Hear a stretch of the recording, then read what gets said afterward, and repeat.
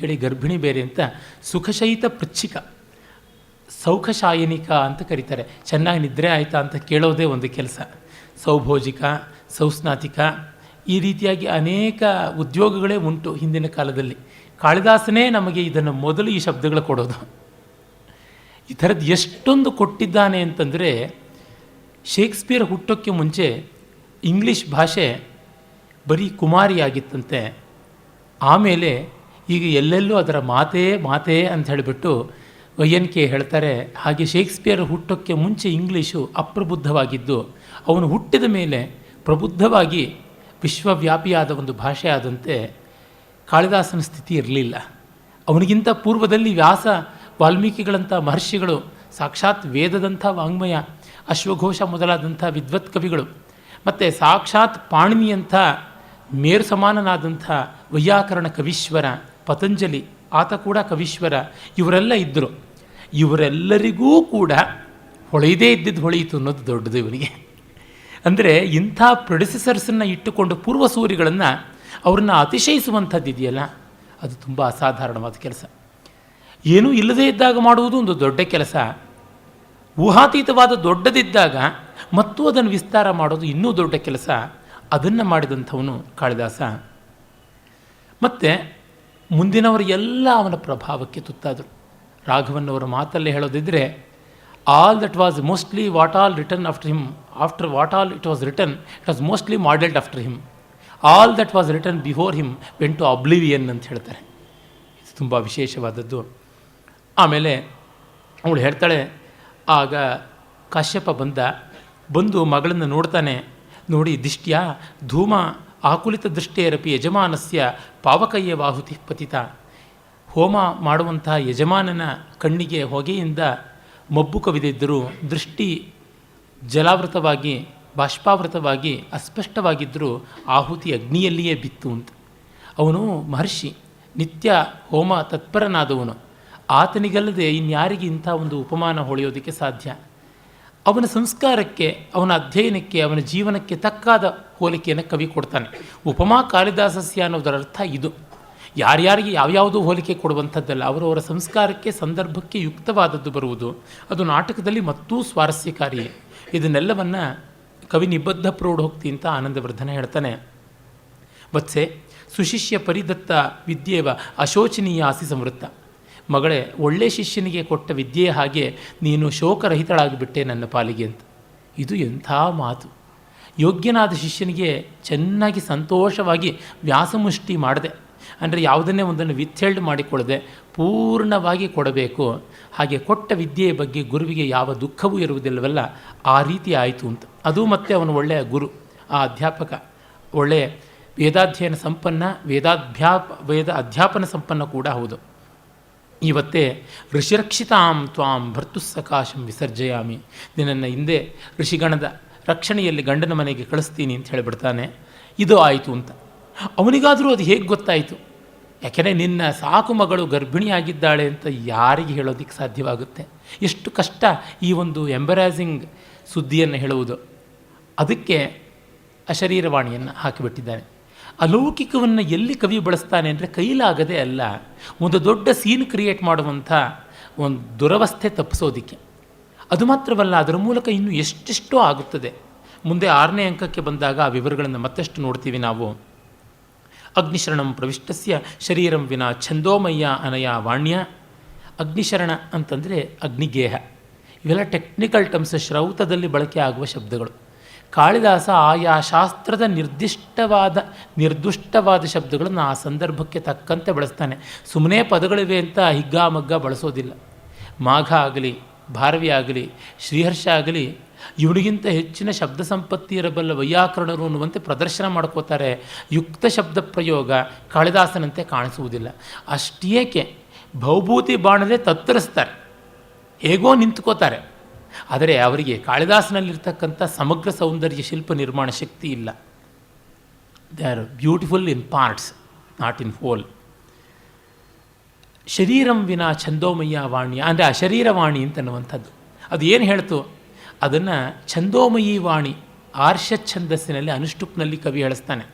ಇಲ್ಲಿವರೆಗೂ ಪ್ರಿಯಂವದೆ ಶೌರಸೇನೆ ಪ್ರಾಕೃತದಲ್ಲಿ ಮಾತಾಡ್ತಾ ಇದ್ದವಳು ಈಗ ಸಂಸ್ಕೃತದಲ್ಲಿ ಮಾತಾಡ್ತಾಳೆ, ಸಂಸ್ಕೃತ ಆಶ್ರಿತ್ಯ ಅಂತ. ದುಷ್ಯಂತೇನಾಹಿತಂ ತೇಜೋ ದಧಾನಾಂ ಭೂತಯೇ ಭುವಃ ಅವೇಹಿತನಯಾಂ ಬ್ರಹ್ಮನ್ ಅಗ್ನಿಗರ್ಭಾಂಶಮೀಮಿವ. ಬ್ರಹ್ಮರ್ಷಿಯೇ, ನಿನ್ನ ಮಗಳು, ಈ ಸಾಕು ಮಗಳು ತನಯ ಅವಳಿದ್ದಾಳೆ, ಅವಳು ಗರ್ಭಿಣಿಯಾಗಿದ್ದಾಳೆ, ದುಷ್ಯಂತನ ಒಂದು ಸಂತತಿಯನ್ನು ಹೊತ್ತಿದ್ದಾಳೆ, ಎದೆಯಲ್ಲಿ ಹೊಟ್ಟೆಯಲ್ಲಿ ಹೊತ್ತಿದ್ದಾಳೆ, ಗರ್ಭದಲ್ಲಿ, ಯಾವ ರೀತಿ ಅಗ್ನಿಯನ್ನು ತಳೆದ ಶಮಿ ವೃಕ್ಷದ ಹಾಗೆ ಅಂತ. ಇದು ಮತ್ತೆ ಆರ್ಷವಾದಂಥ ಹೋಲಿಕೆ ವೇದಗಳಲ್ಲಿ ಬರುತ್ತೆ, ಶತಪಥ ಬ್ರಾಹ್ಮಣದಲ್ಲಿ ಬರುತ್ತೆ, ಐತರೇಯ ತೈತ್ತರಿಯಾದಿ ಬ್ರಾಹ್ಮಣಗಳಲ್ಲಿ ಕೂಡ ಬರುತ್ತೆ, ಸ್ವಯಂ ಋಗ್ ಸಂಹಿತೆಯಲ್ಲೂ ಬರುತ್ತೆ. ಹಿಂದೆ ಅಗ್ನಿಗೆ ಕೋಪ ಬಂದು ನಾನು ಇರೋಲ್ಲ, ಸುಮ್ಮನೆ ನಾನು ಇವರಿಗೆ ಯಾತಕ್ಕೆ ಕೊರಿಯರ್ ಬಾಯ್ ಕೆಲಸ ಮಾಡಬೇಕು, ಆಹುತಿಗಳನ್ನು ಎತ್ತುಕೊಂಡು ಹೋಗೋದು, ನನಗೇನು ಫಾಯ್ದಾ ಇಲ್ಲ ಅಂತ ಮುನಿಸಿಕೊಂಡು ಆತ ಶಮಿ ವೃಕ್ಷದಲ್ಲಿ ಅಂತರ್ಹಿತನಾಗಿಬಿಟ್ನಂತೆ.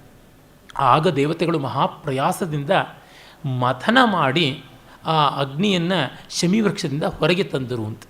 ಹೀಗಾಗಿ ಶಮಿಯೊಳಗೆ ಅಗ್ನಿ ಇದೆ ಅಂತ. ಆ ಕಾರಣದಿಂದಲೇ ಇಂದು ಯಜ್ಞಶಾಲೆಗಳಲ್ಲಿ ಶಮಿ ವೃಕ್ಷದ ಆರಣಿಯನ್ನು ಮಾಡಿಕೊಳ್ತಾರೆ. ಶಮಿ ವೃಕ್ಷದ ಮೇಲೆ ಅಶ್ವತ್ಥ ಬೆಳೆದಿರಬೇಕು. ಒಂದು ಉತ್ತರಾರಣಿ, ಇನ್ನೊಂದು ಅಧರಾರಣಿ ಅಂತ ಎರಡು ಮೇಲಿನ ಕೆಳಗಿನ ಆರಣಿಗಳನ್ನು ಇಟ್ಟುಕೊಂಡು ಮಥನ ಮಾಡಿ ಅಗ್ನಿಯನ್ನು ಉತ್ಪತ್ತಿ ಮಾಡುವಂಥದ್ದು. ಇವನು ಹೇಳಿ ಕೇಳಿ ಶ್ರೌತಿ ವೇದವನ್ನು ಅಭ್ಯಾಸ ಮಾಡಿ ಆ ಒಂದು ಶ್ರೌತ ಪ್ರಕ್ರಿಯೆಯಲ್ಲಿ ನುರಿತವನು, ಅವನಿಗೆ ಆ ಆರ್ಷೇಯವಾದ ಛಂದೋಮಯಿ ಅಶರೀರವಾಣಿ ಹೀಗಲ್ಲದೆ ಇನ್ಯಾವ ರೀತಿ ಹೇಳೋದಕ್ಕೆ ಸಾಧ್ಯ. ಈ ಆಶ್ರಮವನ್ನು ನಿರ್ಮಾಣ ಮಾಡೋದಕ್ಕೆ, ಆಶ್ರಮದ ವಾತಾವರಣಕ್ಕೆ ಏನೆಲ್ಲ ತರ್ತಾ ಇದ್ದಾನೆ ನೋಡಿ. ಇಲ್ಲಿವರೆಗೂ ಆಶ್ರಮದ ನಿರ್ಮಾಣಕ್ಕೆ ಅಲ್ಲೋ ಇಲ್ಲೋ ಬರ್ತಾ ಇದ್ದ ಶ್ರೌತದ್ದು ಇನ್ನು ಮುಂದೆ ಸಾಕಷ್ಟು ಬರುತ್ತೆ. ಯಾಕೆ? ಕಣ್ವರ ಆಗಮನ ಕಾರಣ. ಕಣ್ವರ ಪ್ರೆಸೆನ್ಸನ್ನು ನಿರ್ಮಾಣ ಮಾಡಿಕೊಡಬೇಕಲ್ಲ, ಅದಕ್ಕೆ ಇವನು ಇಂಥದ್ದನ್ನು ಬಳಸ್ತಾನೆ. ಸಖಿ ಪ್ರಿಯಮ್ಮೆ ತುಂಬ ಸಂತೋಷವಾಯಿತು ನನಗೆ, ನಾವೆಲ್ಲ ಹೋಗೋಣ ಅಂತ ಹೇಳಿಬಿಟ್ಟಿದನು. ಉತ್ಸಾಹ ಪಡ್ತಾಳೆ. ಜೊತೆಗೆ ಶಕುಂತಲ ನಿಯತ ಇತಿ ಉತ್ಕಂಠ ಸಾಧಾರಣಂ ಪರಿತೋಷಂ ಅನುಭವಾಮಿ. ಅವಳು ಹೊರಟೋಗ್ಬಿಡ್ತಾಳೆ ಎನ್ನುವಂಥ ದುಃಖ ಇದ್ದರೂ ಅದನ್ನು ಮೀರಿ ಸಂತೋಷವಾಗ್ತಾ ಇದೆ ಅಂತ. ಆಮೇಲೆ ಬಾ ಹೋಗೋಣ, ನಮ್ಮ ಸಂಕಟ ನಾವು ಹೇಗೋ ಮ್ಯಾನೇಜ್ ಮಾಡ್ಕೊಳ್ಳೋಣ. ಸಾ ತಪಸ್ವಿನಿ ನಿರ್ವೃತ ಬಹುದು, ಪಾಪ ಬಡಪಾಯಿ, ಅವಳಿಗೆ ಸಮಾಧಾನವಾಗಲಿ ಅಂತ ಪ್ರಿಯಂವದೆ ಹೇಳ್ತಾಳೆ. ಅನಸೂಯೆ ಪ್ರಿಯಂವದೆ ಹೊರಡುವಾಗ ನೋಡಿ, ಅನಸೂಯೆಗೆ ಆ ಸಂದರ್ಭಕ್ಕೆ ಏನು ಬೇಕು ಅವೆಲ್ಲ ಪರಿಕರಗಳು ಹಿರಿಯಕ್ಕನ ತರಹ ವರ್ತಿಸ್ತಾಳೆ. ಅವಳು ಹೇಳ್ತಾಳೆ, ತೇನಹಿ ಏತಸ್ಮಿನ್ ಚ್ಯೂತ ಶಾಖಾವಲಂಬಿತೆ ನಾರಿಕೇಲ ಸಮುದ್ಗಕ್ಕೆ ಏತಸ್ಮಿನ್ನೇವ ಕಾಲಹರಣಕ್ಷಮ ನಿಕ್ಷಿಪ್ತ ಮಯ ಕೇಸರ ಮಾಲಿಕ. ಈ ಕಾಲಕ್ಕೆ ಅಂತಲೇ ಈ ಮಾವಿನ ಕೊಂಬೆಗೆ ತೆಂಗಿನ ಗರಿಯಿಂದ ಮಾಡಿದ ಬುಟ್ಟಿಯೊಳಗೆ ಎಂದೂ ಬಾಡದ ಕೇಸರ ಮಾಲಿಕೆಯನ್ನು ನಾನು ಇಟ್ಟಿದ್ದೆ ಅಂತ. ಈ ಕೇಸರ ವೃಕ್ಷದ ಹೂವು ತುಂಬ ಕಾಲ ಬಾಡದೇ ಇರುತ್ತೆ. ಅದನ್ನು ತೆಂಗಿನ ಗರಿಯ ಬುಟ್ಟಿನಲ್ಲಿ ಒಂದು ವಿಶೇಷವಾದ ರೀತಿಯಲ್ಲಿ ಪ್ಯಾಕ್ ಮಾಡಿ ಇಟ್ಟರೆ, ದಕ್ಷಿಣ ಕನ್ನಡದಲ್ಲೆಲ್ಲ ಅಕ್ಕಿ ಮುಡಿ ಅಂತಾರೆ. ಆ ಅಕ್ಕಿ ಮುಡಿಯನ್ನು ಹುಲ್ಲಿನ ಹಗ್ಗದಲ್ಲಿ ಬೈಹುಲ್ಲು ಅಂತ ಕರೀತಾರೆ, ಅದರೊಳಗೆ ಹೊಸದು ಹಗ್ಗ ಮಾಡಿ ಅದರೊಳಗಡೆ ಅಕ್ಕಿಯನ್ನು ಹಾಕಿಟ್ರೆ, ಭತ್ತವನ್ನು ಹಾಕಿಟ್ರೆ ಅದು ತುಂಬ ದಿವಸ ಕೆಡದೇ ಇರುತ್ತೆ, ಹುಳ ಬರದೇ ಇರುತ್ತೆ ಅಂತ. ಹಾಗೆ ಇದು ನಾರಿಕೇಲ ಸಮುದ್ಗಕ. ಅಲ್ಲಿ ಅದನ್ನು ನೆಲೆಸಿದೆ, ಆ ಒಂದು ಪುಷ್ಪಮಾಲೆಯನ್ನು ನೆಲೆಸಿ ಅದು ಬಾಡದೇ ಇರುವಂತೆ ನೋಡಿಕೊಳ್ಳೋದು. ಹಾಗಾಗಿ ಅದನ್ನು ತೆಗೆದುಕೋ ಅಂತಂತಾಳೆ. ಪಾಪ ಅವಳಿಗೊಂದು ಒಳ್ಳೆಯ ಕಾಲ ಬರುತ್ತೆ, ಗಂಡನ ಮನೆಗೆ ಹೋಗಬೇಕಾದಾಗ ಹೂವಿನ ಅಲಂಕಾರ ತತ್ಕ್ಷಣ ಸಿದ್ಧವಾಗಬೇಕೋ ಏನೋ, ಅದನ್ನು ಮಾಡಿಟ್ಟಿರೋಣ ಅಂತ ಹೂವನ್ನು ಕೂಡ ಪೂರ್ವಭಾವಿಯಾಗಿ ತಯಾರು ಮಾಡಬಲ್ಲರು ಅಂದರೆ ಆ ಸಖಿಯರ ಪ್ರೀತಿ ವಿಶ್ವಾಸಗಳ ಸೌಕುಮಾರ್ಯ ಎಂಥದ್ದು ಅನ್ನೋದು ಗೊತ್ತಾಗುತ್ತೆ. ಮತ್ತು ನೀನು ಗೋರೋಚನ ಮೃತ್ತಿಕಾ ಇತ್ಯಾದಿಗಳನ್ನು ಸನ್ನಾಹ ಮಾಡಿಕೊ ಅಂತ ಹೇಳ್ತಾಳೆ. ಎಲ್ಲ ಮಾಡ್ತೀನಿ ಅಂತ ಅವಳು ಹೊರಡ್ತಾಳೆ, ಇವಳು ಈ ಕಡೆ ಹೊರಡ್ತಾಳೆ. ಆ ತಕ್ಷಣವೇ ನೇಪಥ್ಯದಲ್ಲಿ ಗೌತಮಿ ಆದಿಶ್ಯಂತಾಂ ಶಾರಂಗರವ ಮಿಶ್ರಾಹ ಶಕುಂತಲಾ ನಯನಾಯ ಕಣ್ವರು ಹೇಳ್ತಾ ಇದ್ದಾರೆ. ಶಾರಂಗರವ, ಶಾರದ್ವತ ಇಬ್ಬರು ಶಿಷ್ಯರು. ಅವರ ಹೆಸರು ನೋಡಿ, ಶಾರಂಗರವ ಹೆಸರೇ ಕರ್ಕಶ. ಶಾರಂಗ ವಿಷ್ಣುವಿನ ಧನುಸ್ಸು. ಆ ಧನುಸ್ಸಿನ ಹೆದೆ ಏರಿಸಿ ಮೀಟಿದರೆ ಬರೋ ಶಬ್ದ ಶಾರಂಗರವ. ಅವನು ಏಕಮಾರೋ ದೋತು ಕೂಡ ಅಂತ. ಇನ್ನು ಶಾರದ್ವತ, ಶರದ್ವಾನ್ ಅವನಿಗೆ ಸಂಬಂಧಪಟ್ಟವನು ಶಾರದ್ವತ. ಶರತ್ಕಾಲ ಸಂಬಂಧಿಯಾದವನು, ಸ್ವಲ್ಪ ಸಾಫ್ಟ್. ಶರತ್ಕಾಲ ಎಷ್ಟೇ ಸಾಫ್ಟು, ಎಷ್ಟೇ ಬ್ಯೂಟಿಫುಲ್ ಆದರೂ ವಸಂತದಂತೆ ಅದು ಸುಕುಮಾರ ಮನೋಹರವಾದ ಪುಷ್ಪಮಯವಾದ ಕಾಲವಲ್ಲ. ಅದು ಒಂದು ರೀತಿ ದೋರೆಗಾಯನ ಕಾಲ. ಅಲ್ಲಿ ಪೂರ್ಣ ಹಣ್ಣು ಆಗಿಲ್ಲ, ಪೂರ್ಣ ಹೂವಿನ ಒಂದು ಸೌಂದರ್ಯವೂ ಇಲ್ಲ, ಹಣ್ಣಿನ ಸವಿ ಇಲ್ಲ, ಹೂವಿನ ಸೌಂದರ್ಯ ಇಲ್ಲ. ಹಾಗೆ ಇವನು ಸಪ್ಪೆ ವ್ಯಕ್ತಿತ್ವ, ಆಯಿತು ಅನ್ನುವಂಥ ಜಾತಿ. ಅವರಿಬ್ಬರ ಕ್ಯಾರೆಕ್ಟರ್ನು ಅಷ್ಟು ಚೆನ್ನಾಗಿ ಚಿತ್ರಿಸ್ತಾರೆ. ಮಾಸ್ತಿಯವರು ಹೇಮಕೂಟದಿಂದ ಬಂದ ಮೇಲೆ ಎನ್ನುವ ಪರಮರಮಣೀಯವಾದ ಕಥೆಯಲ್ಲಿ ಈ ಅನಸೂಯ ಪ್ರೇಮವದೆಯರಿಗೆ ಶಾರ್ಂಗರವ ಶಾರದ್ವತರನ್ನು ಕಟ್ಟಿ ಮದುವೆ ಮಾಡಿಬಿಟ್ಟಿದ್ದಾರೆ. ಪಾಪ we have to pity Anasuya and Priyamvada. ಆ ಪ್ರೇಮವದೆಯಂಥ ಪ್ರೇಮವದೆಗೆ ಈ ಶಾರ್ಂಗರವನ್ನು ಗಂಡನ್ನಾಗಿ ಮಾಡಿಬಿಟ್ಟಿದ್ದಾರೆ. ಈ ಲಲ್ಲೆ ಹೊಡೆಯುವ ಸಲ್ಲಾಪದ ಸುಖ ವಿನೋದಿನಿಯಾದಂಥ ಸಾಧ್ವಿಗೆ, ಈ ವಿನೋದಶೀಲೆಗೆ ಇವನು ಬಹಳ ಒರಟ, ಅವನನ್ನು ಗಂಟು ಹಾಕಿರೋದು. ಅವನೇನು ಹದ ಆದ್ನೋ ಇಲ್ವೋ ದೇವರಿಗೆ ಗೊತ್ತು, ಮಾಸ್ತಿ ಅವರನ್ನೇ ಕೇಳಬೇಕು. ಇನ್ನು ಶಾರದ್ವತ ಸಪ್ಪೆ ವ್ಯಕ್ತಿತ್ವ, ಆ ಅನಸೂಯೆ ಅಂತ ಜವಾಬ್ದಾರಿ ವಹಿಸ್ಕೊಳ್ಳೋ ಹಿರಿಯಳಿಗೆ ಇವನು ಏನೂ ಇಲ್ಲ, ಅಷ್ಟಕ್ಕೆ ಕೊಟ್ಟು ಬಂದೆ ಇಷ್ಟಕ್ಕೆ ಕೊಟ್ಟು ಬಂದೆ, ಈ ಥರದ್ದೇನೂ ಪ್ರಯೋಜನ ಇಲ್ಲ. ಒಮ್ಮೆ ನಮ್ಮ ಮಂಟಪರ ಮನೆಯಲ್ಲಿ ನನ್ನ ಜ್ಯೋತಿರ್ವಿದ್ವಾನ್ ಮಿತ್ರರಾದಂಥ ಜಯರಾಮಾಚಾರ್ಯರು ಬಂದಿದ್ದರು. ಸಂಜೆ ರಾತ್ರಿ ಬಸ್ ಹೊರಡಬೇಕಿತ್ತು, ಮಂಟಪರ ಮನೆಯ ಪಕ್ಕದಿಂದಲೇ ಬಸ್ ಹೊರಡುತ್ತೆ ಅಂತ. ಇವರು ಮಾತಾಡ್ತಾ ಇದ್ದರು. ಊಟ ಆಗಿ ಜಯರಾಮಾಚಾರ್ಯರ ಮಾತಂದರೆ ಮಾತು, ಬಹಳ ವಿನೋದಶೀಲವಾದ ಪ್ರವೃತ್ತಿಯವರದು. ಮಂಟಪರ ಮನೆಯ ಕೆಲಸದ ಹುಡುಗನಲ್ಲಿ ಒಬ್ಬನ್ನ ಬಸ್ ಬಂತೋ ಇಲ್ವೋ ನೋಡ್ಕೊಂಡು ಬಾರಯ್ಯ ಅಂತ ಕಳಿಸಿದ್ರು. ಹೋಗ್ತಾ ಇದ್ದಂತೆ, ಎಂಥದ್ದು ಮಾರಾಯರೆ ಅವನು ಭಾರಿ ಬೋದಾಳ ಕಾಣಿಸ್ತಾನೆ, ಬಸ್ ಹೋದ ಮೇಲೆ ಬಂದು ಹೇಳೋದುಂಟೋ ಅಂತ ಕೇಳಿದ್ರು. ನಾವು ನಕ್ವಿ, ಎಲ್ಲಾದರೂ ಉಂಟೆ ಅಂತ. ಅದು ಹಾಗೆ ಆಯಿತು. ಬಸ್ಸು ಬರ್ತಾ ಹೋಗುತ್ತಾ ನೋಡ್ಕೊಂಡು ಬಂದರೆ ಅವ್ನು ನೋಡ್ಕೊಂಡು ಬಂದ, ಬಸ್ ಹೋಯಿತು ಅಂತ ಹೇಳ್ದ. ಮತ್ತು ಮಂಟಪರ ಕಾರಲ್ಲಿ ಕೂತು ಚೇಜು ಪೀಣಿದ ಆಚೆ ನೆಲಮಂಗಲದ ಆಸುಪಾಸಿನಲ್ಲಿ ಆ ಬಸ್ಸನ್ನು ಹಿಡಿದು ಇವ್ರನ್ನ ಏರಿಸಿದ್ದಾಯಿತು. ನಾವು ಹೇಳಿದ್ವಿ, ನೀವು ಜ್ಯೋತಿಷ್ಯರು, ಮುಂದೆ ಆಗೋದನ್ನು ಹೇಳ್ತೀರಾ ಅನ್ನೋದು ಇಲ್ಲಿ ಖಾತ್ರಿ ಆಯಿತು ಅಂತ. ಶಾರದ್ವತ ಆ ರೀತಿಯಾದದ್ದು. ನಿನ್ನ ಗಂಡನ ಮನೇಲಿ ತಂದ್ವಿ ಬಿಟ್ವಿ, ಬದುಕಿದ್ರೆ ಬದುಕು, ಸತ್ರೆ ಸಾಯಿ, ಅಷ್ಟೇ. ಈ ರೀತಿಯಾದದ್ದು. ಗಾಣಗಿತ್ತಿ ಅಯ್ಯೋ ಅಂದರೆ ಮಗು ತಲೆ ತಣ್ಣಗಾಗತ್ತಾ ಅಂತ ಗಾದೆ ಉಂಟು. ಅಯ್ಯೋ ಅಂತ ಅನ್ನೋದಿಕ್ಕೇನು, ದುಡ್ಡೇ ಕಾಸೆ. ಪ್ರಿಯವಾಕ್ಯ ಪ್ರದಾನೇನ ಸರ್ವೇ ತುಷ್ಯಂತಿ ಜಂತವಃ ತಸ್ಮಾತ್ ತದೇವ ವಕ್ತವ್ಯಂ ವಚನೇ ಕಾ ದರಿದ್ರತಾ ಅಂತ ಸುಭಾಷಿತ. ಒಳ್ಳೆಯ ಮಾತಿಂದ ಲೋಕಕ್ಕೆಲ್ಲ ಸಂತೋಷವಾಗುತ್ತೆ, ಮಾತಿಗೇನು ಬಡತನ. ವಚನೇ ಕಾ ದರಿದ್ರತಾ, ಅದೂ ದರಿದ್ರ ಇವನಿಗೆ. ಕಣ್ವರ ಆರಿಸಿ ಇಂಥ ಸ್ಪೆಸಿಮೆನ್ಗಳನ್ನು ಕಳಿಸ್ತಾ ಇದ್ದಾರೆ. ಇದ್ದಿದ್ರೊಳಗೆ ಪಾಪ ಹಿರಿಯಳು ಗೌತಮಿ ಇದ್ದಾಳೆ, ಅವಳು ಮೇಲು.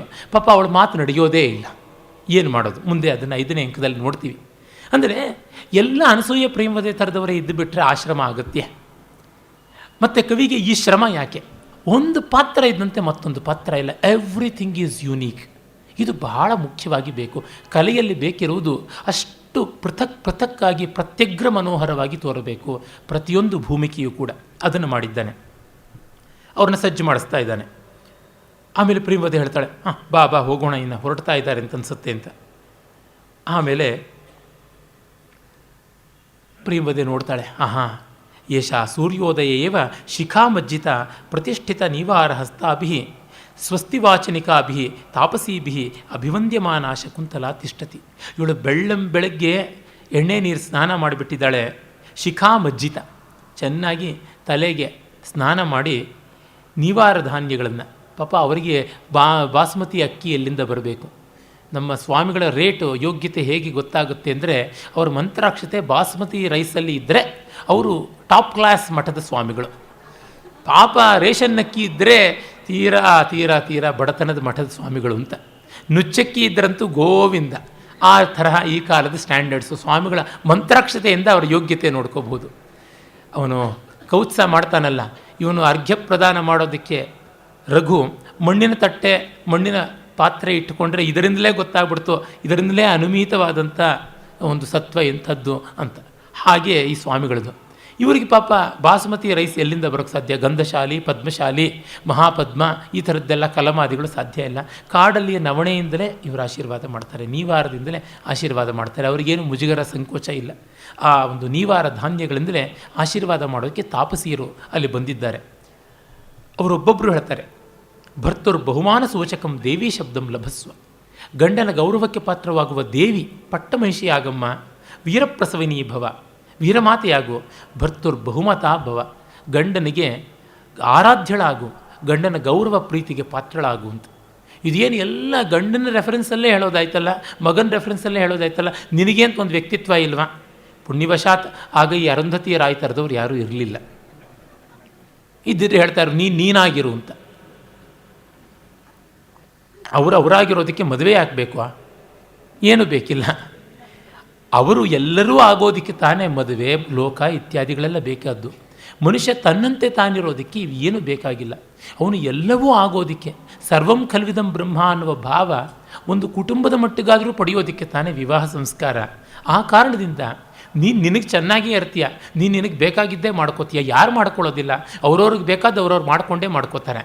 ಆದರೆ ಇನ್ನೊಬ್ಬರಿಗೆ ಬೇಕಾದಂತೆ ಇರುವುದು ಸಂಸ್ಕೃತಿ, ಅವರವ್ರಿಗೆ ಬೇಕಾದಂತೆ ಇರುವುದು ಪ್ರಕೃತಿ. ದನಗಳು, ಪ್ರಾಣಿಗಳು, ಪಕ್ಷಿಗಳು ಇವುಗಳು ಕೂಡ ತಮಗೆ ಬೇಕಾದಂತೆ ತಿನ್ನತ್ವೆ, ತಮಗೆ ಬೇಕಾದಂತೆ ನಿದ್ರೆ ಮಾಡುತ್ತವೆ, ತಮಗೆ ಬೇಕಾದಂತೆ ಅರಚಾಡುತ್ತವೆ, ಜಗಳ ಆಡುತ್ತವೆ. ಅವುಗಳಿಗೇನು ಪಾಠ ಹೇಳಬೇಕಾಗಿದೆ? ಆದರೆ ನಾವು ಬೇರೊಬ್ಬರಿಗೂ ಸರಿಯಾಗಿ ತೋರುವಂಥದ್ದು ಬಹಳ ಮುಖ್ಯ ಅನ್ನುವುದಲ್ಲಿ ಆಶೀರ್ವಚನದ ಹಿನ್ನೆಲೆ. ಆಮೇಲೆ ಶಕುಂತಲೆ ಬರ್ತಾಳೆ, ಇವ್ರನ್ನ ನೋಡಿ, ಈಗ ನಿನಗೆ ಅಲಂಕಾರ ಮಾಡಬೇಕು ಅಂತ ಹೇಳ್ಬಿಟ್ಟು ಅವರಂತಾರೆ, ನನಗೆ ತುಂಬ ಸಂತೋಷ, ಇನ್ನು ಮುಂದೆ ನಿಮ್ಮ ಕೈ ಅಲಂಕಾರ ಸಿಗೋಲ್ವಲ್ಲ ಅಂತಾಳೆ. ದುರ್ಲಭಮಿದಾನಿಮ್ಮೆ ಸಖೀ ಮಂಡನಂ ಭವಿಷ್ಯತೀತಿ. ಇಲ್ಲಿಂದ ನೋಡಿ ಶುರುವಾಗುತ್ತೆ ಹೆಣ್ಣೊಂದು ತವರನ್ನು ಬಿಟ್ಟು ಗಂಡನ ಮನೆಗೆ ಹೋಗುವಂಥದ್ದು. ಇನ್ನು ಮುಂದಿನ ಕಾಲದಲ್ಲಿ ಇವು ಯಾವುದೂ ಇಲ್ಲ, ಇಲ್ಲಿ ಓದಿ ತಿಳ್ಕೊಳ್ಬೇಕಾಗುತ್ತೆ ಅಷ್ಟೇ. ಅದು ಬಿಟ್ಟು ತವರಿಂದ ಗಂಡನ ಮನೆಗೆ ಹೋಗುವಂಥ ಸಂದರ್ಭ ಈಗ. ಶಕುಂತಲಾ ಪತಿಗ್ರಹಂ ಯಾತಿ. ಈಗ ಏನೂ ಇಲ್ಲ, ಅವರಿಗೆ ಮನೆಯೇ ಬೇಕಾಗಿಲ್ಲ, ಹೋಟೆಲಲ್ಲಿದ್ದರೆ ಆಯಿತು, ಲಿವಿಂಗ್ ಟುಗೆದರ್ ಅನ್ನುವಾಗ ಯಾವುದೆಲ್ಲಿದೆ? ಏನೂ ಇಲ್ಲ. ಈ ಸುಕುಮಾರ ಮನೋಹರವಾದ ಭಾವೋತ್ಕರ್ಷ ಇಲ್ಲಿ ಸಾಧ್ಯವಾಗುವಂತೆ ಇನ್ನೆಲ್ಲೂ ಇಲ್ಲ. ಆ ಭಾವ ತೀವ್ರತೆಗೆ ಇದೇ ವಿಶೇಷವಾದಂಥ ಸಂದರ್ಭ. ಇದನ್ನು ಇಡೀ ಜಗತ್ ಸಾಹಿತ್ಯದಲ್ಲಿ ಇನ್ನೆಲ್ಲೂ ನಾವು ನೋಡೋಕ್ಕೆ ಸಾಧ್ಯ ಆಗಿಲ್ಲ. ಅಂಥ ವಾಲ್ಮೀಕಿ ಸೀತೆಯನ್ನು ಗಂಡನ ಮನೆಗೆ ಕಳಿಸ್ಕೊಡುವಾಗ ದಶರಥನ ಹತ್ರ ಮಾತಾಡುವ ಜನಕ ಒಂದು 4 ಮಾತು ಹೇಳೋದು, ರಾಮನ ಹತ್ರ ಜನಕ ಮಾತಾಡುವಾಗ ಇನ್ನೊಂದು 8 ಮಾತು ಹೇಳೋದು ಸಂದರ್ಭ ತರಬಹುದಾಗಿತ್ತಲ್ಲ. ದ್ರುಪದ ಯಜ್ಞಸೇನ ಪಾಂಡವರಿಗೆ ಕಳಿಸ್ಕೊಡುವಾಗ ಕುಂತಿ ಹತ್ರ 1-2 ಮಾತಾಡಬಹುದಾಗಿತ್ತಲ್ಲ. ವ್ಯಾಸ ವಾಲ್ಮೀಕಿಗಳಂಥ ಅಪಾರ ವಿಸ್ತಾರವಾದ ಅರ್ಷಕಾವ್ಯಗಳಲ್ಲಿ ಕಾಣದೇ ಇದ್ದಂಥ, ಅವರ ಕಲ್ಪನೆಗೆ ಹೊಳೆಯದೇ ಇದ್ದಂಥ ಈ ಚಿತ್ರಣ ಕಾಳಿದಾಸನಿಗೆ ಹೊಳೆದಿದೆ ಅಂದರೆ ನೋಡಿ ಇನ್ನೇನಬೇಕು. ಒಂದು ಹೆಣ್ಣು ಮಗಳನ್ನು ಗಂಡನ ಮನೆಗೆ ಕಳಿಸ್ಕೊಡೋ ಸಂದರ್ಭ ಹೇಗಿರುತ್ತೆ ಅನ್ನೋದು, ಎಲ್ಲಿವರೆಗೂ ಹೆಣ್ಣು ಮಗು ಅನ್ನುವ ಭಾವ, ತಂದೆ ತಾಯಿಗಳು ಅನ್ನುವ ಭಾವ, ಗಂಡ ಕುಟುಂಬ ಅನ್ನುವ ಒಂದು ಭಾವ ಜಗತ್ತಲ್ಲಿರುತ್ತೋ ಅಲ್ಲಿವರೆಗೂ ಇದು ಇದ್ದೇ ಇರಬೇಕಾದದ್ದು. ಅದನ್ನು ತಂದು ತೋರಿಸ್ತಾ ಇದ್ದಾನೆ. ನಮ್ಮಲ್ಲಿ ಮನೆ ತುಂಬಿಸಿಕೊಳ್ಳೋದು ಅನ್ನೋ ಶಬ್ದ ಇದೆಯಲ್ಲ, ಅದು ತುಂಬ ರಸಮಯವಾದಂಥ ಶಬ್ದ, ಭಾವತೀವ್ರವಾದಂಥ ಶಬ್ದ. ಹೀಗೆ ಅದೊಂದು ವೈಶ್ವಿಕವಾದ ಸಂದರ್ಭ, ನಿತ್ಯ ನಿರಂತರವಾದ, ನಿತ್ಯ ನವೀನವಾದ, ಸದಾ ಹೃದಯ ಸ್ಪರ್ಶಿಯಾದ ಸಂದರ್ಭವನ್ನು ಶಾಶ್ವತವಾಗಿಸಿಬಿಟ್ಟಿದ್ದಾನೆ ಕವಿ. ಇದಕ್ಕೆ ಇನ್ನೇನನ್ನೂ ಸೇರಿಸುವ ಹಾಗಿಲ್ಲ, ಇಲ್ಲಿಂದ ಏನನ್ನೂ ಕಿತ್ತಾಕುವ ಹಾಗಿಲ್ಲ. ಆ ಪರಿಪೂರ್ಣತೆಯನ್ನು ತಂದು ಕೊಟ್ಟುಬಿಟ್ಟಿದ್ದಾನೆ. ಫಸ್ಟ್ ಪ್ರೊಡಕ್ಷನ್ನೇ ಬೆಸ್ಟ್ ಪ್ರೊಡಕ್ಷನ್ನು. ಇದರ ಬಗ್ಗೆ ಪಂಪನ್ನು ಕೇಳಬೇಕೆ, ಆದಿಪುರಾಣದಲ್ಲಿ ಇದನ್ನು ಹಾಗೇ ತೆಗೆದುಕೊಳ್ತಾನೆ. ಈ 4ನೇ ಅಂಕದ ಮಾತುಗಳನ್ನು ಹಂಗಂಗೆ ಉಂಡುಂಡಿಯಾಗಿ ಎತ್ತಿಡ್ತಾನೆ. ಇನ್ನು ನಾವು ಇದೇ ಸಂದರ್ಭದಲ್ಲಿ ಸೀತೆಯನ್ನು ಜನಕನ ನಾನು ರಾಮನಿಗೆ ಒಪ್ಪಿಸುವಂಥದ್ದನ್ನು ಕುಮಾರದಾಸ ಸಂಸ್ಕೃತದಲ್ಲಿ ಹೇಳ್ತಾನೆ. ಆಗ ಇದೇ ಬರುತ್ತೆ. ತೆಲುಗಿನಲ್ಲಿ ನೋಡಿ ಹೀಗೆ ಬರುತ್ತೆ. ಯಾವ ಭಾಷೆಯಲ್ಲಿಯೂ ಹಾಗಾಗಿ ಅನಾಮತ್ತಾಗಿ ಎತ್ತುಕೊಳ್ತಾ ಇದ್ದಾರೆ. ಅದು ಕಾಳಿದಾಸನ ಪ್ರತಿಭೆಗೆ ಎತ್ತಿದ ನೀರಾಜನ, ಇನ್ಯಾವುದೂ ಅಲ್ಲ. ಮತ್ತು ನಿಮ್ಮ ಕೈಯ ಅಲಂಕಾರದ ಆರೈಕೆ ಇನ್ನೆಂದು ಸಿಗುತ್ತೆ, ಅಲಂಕಾರ ಮಾಡಿರಿ ಅಂತ ಹೇಳ್ಬಿಟ್ಟು ಅವಳಂತಾಳೆ. ಆಗ ಇವರು ಕಣ್ಣೀರಿಡ್ತಾ ಅಲಂಕಾರ ಮಾಡ್ತಾ ಹೇಳ್ತಾರೆ, ಆಭರಣೋಚಿತಂ ರೂಪಂ ಆಶ್ರಮ ಸುಲಭೈ ಪ್ರಸಾದನೈ ವಿಪ್ರಕಾರ್ಯತೆ. ಆಭರಣಗಳಿಗೆ ಉಚಿತವಾದ ನಿನ್ನ ದೇಹಕ್ಕೆ ಆಶ್ರಮದಲ್ಲಿ ಸಿಗ್ತಕ್ಕಂಥ ಹೂವಿಂದ, ಗರಿಕೆಯಿಂದ, ಮೃತ್ತಿಕೆ ಇತ್ಯಾದಿಗಳಿಂದಲೇ ಮಾಡಬೇಕಾಗಿದೆ, ಏನು ಮಾಡೋದು ಅಂತ ಅವ್ರು ಬೇಜಾರು ಮಾಡ್ಕೋತಾರೆ. ತತ್ಕ್ಷಣವೇ ಋಷಿಕುಮಾರರು ಬರ್ತಾರೆ, ಗಾಲವ, ನಾರದ ಅಂತೆಲ್ಲ. ಅವರು ಬಂದು ಈ ಅಲಂಕಾರಗಳಿಂದ ಇವಳನ್ನು ಸೊಗಸು ಮಾಡಿ ಸಿಂಗರಿಸಿ ಅಂತ ಹೇಳ್ಬಿಟ್ಟಂತಾರೆ. ಗೌತಮಿಗೆ ನೋಡಿ ಆಶ್ಚರ್ಯವಾಗುತ್ತೆ. ಎಲ್ಲಿದ್ದು ಇದು ನಾರದ ಅಂತ ಕೇಳಿದಾಗ, ತಾತ ಕಾಶ್ಯಪ ಪ್ರಭಾವಾತ್. ಆಶ್ರಮದಲ್ಲಿ ಯಾವುದು ಒಳ್ಳೆಯದಾದರೂ ಅದು ಆಶ್ರಮಾಧಿಷ್ಠಿತನಾದಂಥ ಕುಲಪತಿಯ ಪ್ರಭಾವ ಅಂತ ಅವ್ರ ಮಾತು. ಇದೇನು ಮಾನಸಿಕ ಸಿದ್ಧಿ, ಅವರಿಗೆ ಮನಸ್ಸಿನಿಂದಲೇ ಸೃಷ್ಟಿ ಮಾಡುವ ಶಕ್ತಿ ಉಂಟಲ್ಲ ಅದ ಅಂತಂದರೆ ಅಲ್ಲ, ಮರಗಿಡಗಳ ಕೊಟ್ಟಿದ್ದು ಅಂತ. ಇದು ನೋಡಿ ರಂಗಸ್ಥಳದ ಮೇಲೆ ಆಗೋದಲ್ಲ, ನಾನು ಮೊನ್ನೆಯೇ ಹೇಳಿದ್ದೆ. ನೇಪಥ್ಯದಲ್ಲಿ ಆದದ್ದನ್ನು ಇವರು ಪ್ರಾಡಕ್ಟ್ಸ್ ಅಂತ ತಂದು ಕೊಡ್ತಾರೆ, ಮಾತಿನಲ್ಲಿ ಹೇಳ್ತಾರೆ. ಕ್ಷೌಮಂ ಕೇನಚಿದಿಂದು ಪಾಂಡು ತರುಣ ಮಾಂಗಲ್ಯಂ ಆವಿಷ್ಕೃತಂ ನಿಷ್ಟ್ಯೂತಶ್ಚರಣೋಪಭೋಗ ಸುಲಭೋ ಲಾಕ್ಷಾರಸಃ ಕೇನಚಿತ್ ಅನ್ಯೇಭ್ಯೋ ವನದೇವತಾ ಕರತಲೈ ಆಪರ್ವ ಭಾಗೋತ್ತಿತೈ ದತ್ತಾನ್ಯಾಭರಣಾನಿ ತತ್ ಕಿಸಲಯೋದ್ಭೇದ ಪ್ರತಿದ್ವಂದ್ವಿಭಿ. ಅವುಗಳ ಚಿಗುರುಗಳ ಪುನ್ನ ಕಾಂತಿಯ ಜೊತೆಗೆ ಆ ಉತ್ತಪ್ತ ಚಾಮೀಕರ ಕಾಂತಿಯ ಜೊತೆಗೆ ಸ್ಪರ್ಧಿಯಾಗುವಂತೆ ರಮಣೀಯವಾದ ಹೊನ್ನಿನ ಪದ್ಮರಾಗ ಮರಕತಾದಿ ಮಣಿಗಳಿಂದ ಅಲಂಕೃತವಾದ ಆಭರಣಗಳು ಮತ್ತು ಮಂಗಳಮಯವಾದ ಧವಲ ದುಕೂಲ, ಕಾಲಿಗೆ ಹಚ್ಚತಕ್ಕಂಥ ಅಲತಿಗೆ ಮತ್ತಿತರ ಪರಿಮಳ ದ್ರವ್ಯಗಳು ಇವನ್ನೆಲ್ಲವನ್ನೂ ಗಿಡಮರಗಳು ಕೊಟ್ಟವು. ನಿತ್ಯ ಅವುಗಳ ಬುಡಕ್ಕೆ ಸೋದರ ಸ್ನೇಹದಿಂದ ಇವಳು ನೀರೇರಿತಾ ಇದ್ದಳು. ಮುಂದೆ ಬರುತ್ತೆ ಅವುಗಳು ಈ ರೀತಿ ಕೊಟ್ಟಿವೆ. ಅಂದರೆ ಪ್ರಕೃತಿ ಮತ್ತು ಮಾನವ ಸಂಬಂಧ ಇಂಥದ್ದು ಅಂತ ಹೇಳ್ತಾ ಇದ್ದಾನೆ. ಅದೇ ಶೇಕ್ಸ್ಪಿಯರ್ನಲ್ಲಿ ನೋಡಿ, ಟೆಂಪೆಸ್ಟಲ್ಲಿ ಪ್ರಕೃತಿಯ ಜೊತೆಗೆ ಮಾನವನ ಸಂಬಂಧ ಇಂಥದ್ದು. ಅಲ್ಲಿ ಏರಿಯಲ್ ಅಂತ ಒಂದು ಪ್ರಕೃತಿ ದೇವತೆ ಬರುತ್ತೆ. ಆ ದೇವತೆಯ ಮೇಲೆ ಪ್ರಾಸ್ಪರೋ ಅಧಿಕಾರವನ್ನು ಸಾಧಿಸಿರ್ತಾನೆ. ನನಗೆ ಸ್ವಾತಂತ್ರ್ಯ ಕೊಡು ಕೊಡು ಕೊಡು ಅಂತ ಅವನು ಬಡ್ಕೊಳ್ಳೋದು, ಕೊಡ್ತೀನಿ ಸುಮ್ಮನೀರು ಇರು ಅಂತ ಇವನು ಅನ್ನೋದು. ಕಡೆಯವರೆಗೂ ಅವನಿಗೆ ಹೋಲ್ ಹಾರ್ಟೆಡ್ ಆಗಿ ಹೃದಯಪೂರ್ವಕವಾಗಿ ಸೇವೆ ಮಾಡಬೇಕು ಅಂತ ಮನಸ್ಸು ಬರೋಲ್ಲ. ಇವನಿಗೂ ಕೂಡ ಎಲ್ಲ ಕೆಲಸ ಮಾಡಿಕೊಂಡು ಕಡೆಗೆ ನಮ್ಮ ಭಾರತ ದೇಶಕ್ಕೆ ಹೇಗೆ ಸ್ವಾತಂತ್ರ್ಯ ಕೊಟ್ಟು ಹೋದರೂ 500ಕ್ಕೂ ಹೆಚ್ಚು ಸಂಸ್ಥಾನಗಳಿಗೆ ಸ್ವಾತಂತ್ರ್ಯ ಕೊಟ್ಟು ಹಾಳಾಗಿ ಹೋಗ್ಬಿಡಿ ಚೆನ್ನಾಗಿ ಅಂತ ಆ ರೀತಿಯಾಗಿ ಅಲ್ಲಿ ಮಾಡಿದ್ದು. ಅದರ ಬಗ್ಗೆ ಬೇಕಾದಷ್ಟು ವಿಮರ್ಶೆಗಳು ಬಂದಿವೆ. ಆ ಕಲೋನಿಯಲ್ ಪೀರಿಯಡ್ನ ಬ್ರಿಟಿಷ್ ಮೈಂಡ್ ಸೆಟ್ಟೇನೆ ಈ ರೀತಿಯಾಗಿದೆ ಅಂತ ಆ ಒಂದು ಟೆಂಪೆಸ್ಟ್ ನಾಟಕವನ್ನು ಓದಬಹುದು ಅಂತ ಕೂಡ ತೋರ್ಪಡಿಸ್ತಾರೆ. ಅಲ್ಲಿ ಕ್ಯಾಲಿಬಾನ್ ಅಂತ ಬರ್ತಾನೆ. ಆ ಸ್ಥಳೀಯರ ಮೇಲೆ ಮಾಡ್ತಕ್ಕಂಥ ಅತ್ಯಾಚಾರ ಪ್ರಾಸ್ಪರೋ ಮಾಡಿದ್ದರ ಸಂಕೇತ ಅಂತೆಲ್ಲ. ಅದು ನಾಟಕದ ದರ್ಶನಕ್ಕೆ ಹೊರಗು, ಇದು ಅತಿ ವ್ಯಾಖ್ಯಾನ. ಆದರೆ ಇಷ್ಟಂತೂ ನೋಡ್ಬೋದು, ಅಲ್ಲಿ ಪ್ರಕೃತಿಗೂ ಮಾನವನಿಗೂ ಸಂಘರ್ಷವೇ ಇದೆ ಹೊರತುನುವೆ ಸಮನ್ವಯ ಇಲ್ಲ. ನಮ್ಮಲ್ಲಿ ಹಾಗಲ್ಲ. ಪ್ರಕೃತಿ ಎಂದೂ ಕೂಡ ಮಾನವನ ಜೊತೆಗೆ ಸ್ಪರ್ಧಿಯಲ್ಲ, ಮಾನವ ಪ್ರಕೃತಿಗೆ ಪ್ರತಿದ್ವಂದ್ವಿ ಅಲ್ಲ. ಅವನು ಪ್ರಕೃತಿಯ ಶಿಶು, ಪ್ರಕೃತಿ ಮಾನವನ ಮಾತೃಸ್ಥಾನೀಯಳಾದ ದೇವತೆ ಅಂತ ಇಲ್ಲಿ ಆದ್ಯಂತ ಅದು ಕಾಣಿಸುತ್ತೆ. ಆ ಪ್ರಕೃತಿಗೆ ಒಂದು ವ್ಯಕ್ತಿತ್ವ ಮನುಷ್ಯ ರೂಪದಲ್ಲಿ ಕೊಡಲ್ಲ. ಅದೇ ಏರಿಯಲ್ಲಿ ನೋಡಿ, ಒಂದು ಮನುಷ್ಯ ಪಾತ್ರವಾಗಿ ಬರ್ತಾನೆ, ಎಲ್ಲ ಕಡೆ ಓಡಾಡ್ತಾನೆ. ಕಾಳಿದಾಸ ಒಂದು ಕಡೆಯೂ ಮಾಡೋಲ್ಲ. ಯಾಕೆಂದರೆ ನಮಗೆ ಒಂದು ಮರವನ್ನು ಒಂದು ಮನುಷ್ಯನಾಗಿಯೇ ನೋಡಬೇಕು ಅಂತೇನೂ ಇಲ್ಲ. ಮರದಲ್ಲಿ ಮುಖ ಕೈ ಕಾಲು ಕಾಣದೆಯೇ ಅದನ್ನು ಹಾಗೆ ನೋಡ್ತೀವಿ. ಭಗವದ್ ವಿಭೂತಿಗೆ ಯಾವ ಆಕಾರವೂ ಸಾಧ್ಯ, ಅದು ಇರೋ ಹಾಗೇ ನಾವು ಮಾನವ ಭಾವದಿಂದ ನೋಡಬಲ್ಲವು ಅಂತ. ಅದನ್ನೊಂದು ಮಾನವಾಕೃತಿ ಮಾಡಿದಾಗ ಮಾತ್ರ ಅಂತಲ್ಲ, ಹಾಗೇ ಮಾಡಿದ್ರೂ ಸಾಧ್ಯ. ನಮ್ಮಲ್ಲಿ ನೋಡಿ, ಹಳೆಯ ಚಿತ್ರಗಳಲ್ಲೆಲ್ಲ ಮರವನ್ನು ಮನುಷ್ಯನನ್ನಾಗಿ ಮಾಡಿದಂಥದ್ದೆಲ್ಲ ಕಾಣಿಸೋಲ್ಲ. ಅದೇ ನೀವು ಪಾಶ್ಚಾತ್ಯ ಪ್ರಪಂಚದಲ್ಲಿ ಚಿತ್ರಗಳಲ್ಲಿ ನೋಡಿದ್ರೆ ಮರವನ್ನು ಮನುಷ್ಯನಂತೆ ರೂಪಿಸೋದು ಇದೆಲ್ಲ ಕಾಣುತ್ತೆ. ಚೆನ್ನಾಗಿದೆ, ಅದು ಇಲ್ಲ ಅಂತಲ್ಲ, ನಾನು ಅದನ್ನು ಆಸ್ವಾದಿಸಬಲ್ಲೆ. ಆದರೆ ನಾವು ಹಾಗೆ ಕಾಣದೆಯೇ ನಾವು ಅದನ್ನು ನಮ್ಮ ಸಾಕ್ಷಾತ್ ಸ್ವರೂಪ ಅಂತ ನೋಡಬಲ್ಲೆವು. ಕಾರಣ ಏನೆಂದರೆ ಅಲ್ಲಿರುವ ಒಂದು ಮತ, ಆಚಾರ, ಫಿಲಾಸಫಿಯ ಹಿನ್ನೆಲೆಯ ಮಿತಿ ಅದು. ಕ್ರಿಶ್ಚಿಯನ್ ಫಿಲಾಸಫಿಯಲ್ಲಿ ಫಿಲಾಸಫಿಯೇ ಇಲ್ಲ, ಅದು ಕ್ರೈಸ್ತ ಮತ ಅಂತ ಅನ್ನಬೇಕಷ್ಟೇ. ಅದೊಂದು ನಂಬಿಕೆ ಅಷ್ಟೇ. ಅಲ್ಲಿ ಯಾವ ದರ್ಶನ ಇದೆ, ಅದಕ್ಕೆ ದರ್ಶನಾದಿಗಳು ಏನೂ ಇಲ್ಲ, ಅದು ಕೇವಲ ನಂಬಿಕೆ. ಅಲ್ಲಿ ಮನುಷ್ಯರಲ್ಲಿ ಮಾತ್ರ ಆತ್ಮ ಉಂಟು, ಅದು ಗಂಡಸರಲ್ಲಿ ಮಾತ್ರ ಉಂಟು. ಹೀಗಾಗಿ ಯಾವುದನ್ನೂ ಗಂಡು ರೂಪಕ್ಕೋ ಮತ್ತೊಂದಕ್ಕೋ ತರದೆ ಅಲ್ಲಿ ಏನು ಸಾಧಾರಣೀಕರಣ ಮತ್ತು ತಿರ್ಗ ಯಾವುದನ್ನು ನಾವು ಸಮಾನಾಧಿಕರಣ್ಯ ಅಂತ ಕರಿತೀವಿ, ಈಕ್ವ್ಯಾನಿಮಿಟಿ ಬರೋಲ್ಲ. ನಮ್ಮಲ್ಲಿ ಹಾಗಲ್ಲ. ಈಶ್ವರ ಸರ್ವಭೂತಾನಾಂ ಹೃದ್ದೇಶೆ ಅರ್ಜುನ ತಿಷ್ಠತಿ ಸರ್ವಂ ಖಲ್ವಿದಂ ಬ್ರಹ್ಮ ತ್ವಯಿಮಯಿ ಸರ್ವತ್ರೈಕೋ ವಿಷ್ಣು ವ್ಯರ್ಥಂ ಕುಪ್ಪಿಸಿ ಮೈ ಅಸಹಿಷ್ಣು. ಆ ಭಾವ ಇರೋದ್ರಿಂದ ಇವುಗಳು ಮರವಾಗಿ ಕಂಡಾಗಲೂ ಕೂಡ ಸಚೇತನವಾದದ್ದು, ಬ್ರಹ್ಮ ಪ್ರತಿಪಾದಕವಾದದ್ದು, ಬ್ರಹ್ಮ ಸಂಜ್ಞಾಪಕವಾದದ್ದು. ಹಾಗಾಗಿ ಆ ಮರಗಳು ಕೊಟ್ಟಂಥದ್ದು ಅಮರವಾದ ಈ ಕಾಣಿಕೆ, ಅದನ್ನು ನೋಡಿ ಸಂತೋಷವಾಗುತ್ತೆ. ಇವರು ನೋಡಿ ಅದನ್ನು ಟಕಟಕ ಅಂತ ಅಲಂಕರಿಸಬಹುದಾಗಿತ್ತಲ್ಲ. ಅವ್ರು ಹೇಳ್ತಾರೆ, ಅನುಪಯುಕ್ತ ಭೂಷಣೋಯಂ ಜನ ತತ್ ಚಿತ್ರಕರ್ಮ ಪರಿಚಯನ ಅಂಗೇಶುತೆ ಆಭರಣ ವಿನಿಯೋಗಂ ಕುರ್ವ. ನಮಗೆ ಈ ಅಲಂಕಾರಗಳನ್ನು ಹೇಗೆ ಫಿಕ್ಸ್ ಮಾಡಬೇಕು ಅಂತ ಗೊತ್ತಿಲ್ಲ, ಬಳಕೆ ಇಲ್ಲ ನಮಗೆ.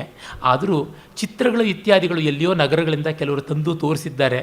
ಆ ಚಿತ್ರಕರ್ಮದ ಪರಿಚಯ ಇರೋದ್ರಿಂದ, ಜೊತೆಗೆ 64 ಕಲೆಗಳಲ್ಲಿ ಒಂದು, ಆಶ್ರಮದಲ್ಲಿ ಕೆಲವು ವಿದ್ಯೆಗಳನ್ನು ಕಲಿಸ್ತಾರಲ್ಲ, ಹಾಗೆ ಕಲಿಸೋರಿರೋದ್ರಿಂದ ಅದನ್ನು ನೋಡಿ ಓಲೆಯನ್ನು ಎಲ್ಲಿಡಬೇಕು, ಬಳೆಯನ್ನು ಹೇಗೆ ಹಾಕಬೇಕು, ಕಂಠಿಹಾರ ಎಲ್ಲಿರಬೇಕು, ಮತ್ತು ಈಗ ಚಂದ್ರಮುರುವು ಅಂತ ಈ ಕಿವಿ ಮೇಲಿಂದ ಬರುತ್ತೆ ಒಂದು ಬೀಸಣಿಗೆ ಥರ ಇರತಕ್ಕಂಥ ಅಲಂಕಾರ, ವಂಕಿ ಇತ್ಯಾದಿಗಳು ಎಲ್ಲೆಲ್ಲಿ ಇರಬೇಕು ಅವನ್ನ ಹಾಗೆ ಇಡ್ತೀವಿ ಅಂತ.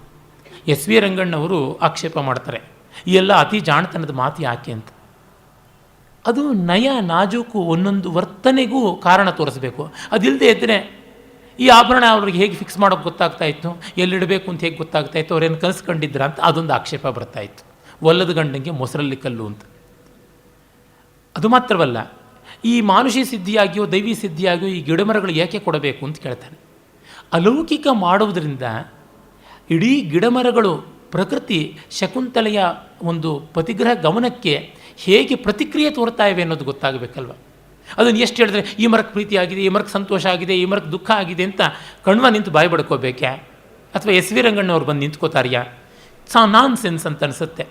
ಅವರಿಗೆ ಎಷ್ಟು ಮಟ್ಟಿಗೆ ನಾಟ್ಯಶಾಸ್ತ್ರದ ಒಂದು ಹಿನ್ನೆಲೆ ಇರಲಿಲ್ಲ ಅಂತನ್ನೋದು ಅವರ ಕಾಳಿದಾಸನ ನಾಟಕದ ವಿಮರ್ಶೆ ಓದುವಾಗ ಚೆನ್ನಾಗಿ ಗೊತ್ತಾಗುತ್ತೆ. ನಿಜ, ಹಲವು ಕಡೆ ಹೊಸ ಬೆಳಕನ್ನು ಚೆಲ್ಲಿದ್ದಾರೆ, ಆದರೆ ಬೇಕಾದಷ್ಟು ಕೆಸರನ್ನೂ ಹಾಕಿದ್ದಾರೆ. ಅದನ್ನು ನಾವು ನೋಡಬೇಕಾಗುತ್ತೆ. ನೋಡಿ ಅಲ್ಲಿರ್ತಕ್ಕಂಥ ಮಿತಿ ಏನು ಅಂತ ತಿಳ್ಕೊಳ್ಬೇಕಾಗತ್ತೆ. ಮತ್ತು ಅವರದು ಎಷ್ಟೇ ಆಗಲಿ ಭಾರತೀಯ ದರ್ಶನಗಳಲ್ಲಿ ರೂಢವಾದಂಥ ಮನಸ್ಸಲ್ಲ. ಅವರ ವಾಕ್ಯ ರಚನೆಯೇ ಇಂಗ್ಲೀಷಿಂದು. ಅದು ಹೇಗಿರುತ್ತೆ ಅಂತಂದರೆ, ನಮ್ಮಲ್ಲಿ ಕರ್ತೃ ಬಂದು ಆಮೇಲೆ ಕರ್ಮ ಬಂದು ಕಡೆಗೆ ಕ್ರಿಯೆ ಬಂದರೆ ಉಲ್ಟಾ ಅವ್ರು ಮಾಡ್ತಾರೆ. I know that it is difficult, ನನಗೆ ಗೊತ್ತು ಅದು ಕಷ್ಟ ಎಂದು ಅಂತಾರೆ. ಅದು ಕಷ್ಟವೆಂದು ನನಗೆ ಗೊತ್ತು ಅಂತ ಬರೆಯೋದಿಲ್ಲ. ವಿಸ್ತಾರವಾಗಿದೆ ಮಾಲವಿಕಾಗ್ನಿಮಿತ್ರದ ಪಾತ್ರ ಪಡಸಾಲೆ ಅಂತ ಬರೀತಾರೆ. ಮಾಲವಿಕಾಗ್ನಿಮಿತ್ರ ನಾಟಕದ ಪಾತ್ರ ಪಡಸಾಲೆ ವಿಸ್ತಾರವಾಗಿದೆ ಅಂತ ಬರೀಬಹುದಲ್ವ. ಆ ಮಟ್ಟಕ್ಕೆ ಅವರು ಅದರ ಪ್ರಭಾವಕ್ಕೆ ತುತ್ತಾಗಿರ್ತಕ್ಕಂಥವ್ರು. ಹಾಗಿದ್ದಾಗ ಏನನ್ನು ಚೆನ್ನಾಗಿರೋದನ್ನು ಕೊಡೋದಕ್ಕಾಗತ್ತೆ? ಅವಲಕ್ಷಣಗಳು ಅಲ್ಲಿ ಇಲ್ಲಿ ಬಂದೇ ಬರುತ್ತವೆ. ಮತ್ತು ಅವರು ಎಷ್ಟೊತ್ತು ರೂಬೆನ್ನು ಮತ್ತು ವಿಲ್ಸನ್ನು, ಕೀತ್ ಈ ಥರದವ್ರ ಮಾತುಗಳು, ಗಜೇಂದ್ರ ಗಡ್ಕರು ಇವರುಗಳ ಜೊತೆಗೆ ತಗಾದಿ ಹೊರತು ಒಬ್ಬ ದಶರೂಪಕಕಾರ ಏನು ಹೇಳ್ತಾನೆ, ಅಭಿನವ್ ಗುಪ್ತ ಏನು ಹೇಳ್ತಾನೆ, ಧನಿಕ ಧನಂಜಯಾದಿಗಳು ಇನ್ನು ವ್ಯಾಖ್ಯಾನಕರ್ತರು ಬಹುರೂಪ ಮಿಶ್ರಾದಿಗಳು ಏನು ಹೇಳ್ತಾರೆ, ಈ ದೃಷ್ಟಿಯಿಂದ ನೋಡೋದಿಲ್ಲ. ಮೂಲ ಗ್ರಂಥವನ್ನು ಚೆನ್ನಾಗಿ ಓದಿಕೊಂಡಿದ್ದಾರೆ. Has wonderful command over the text.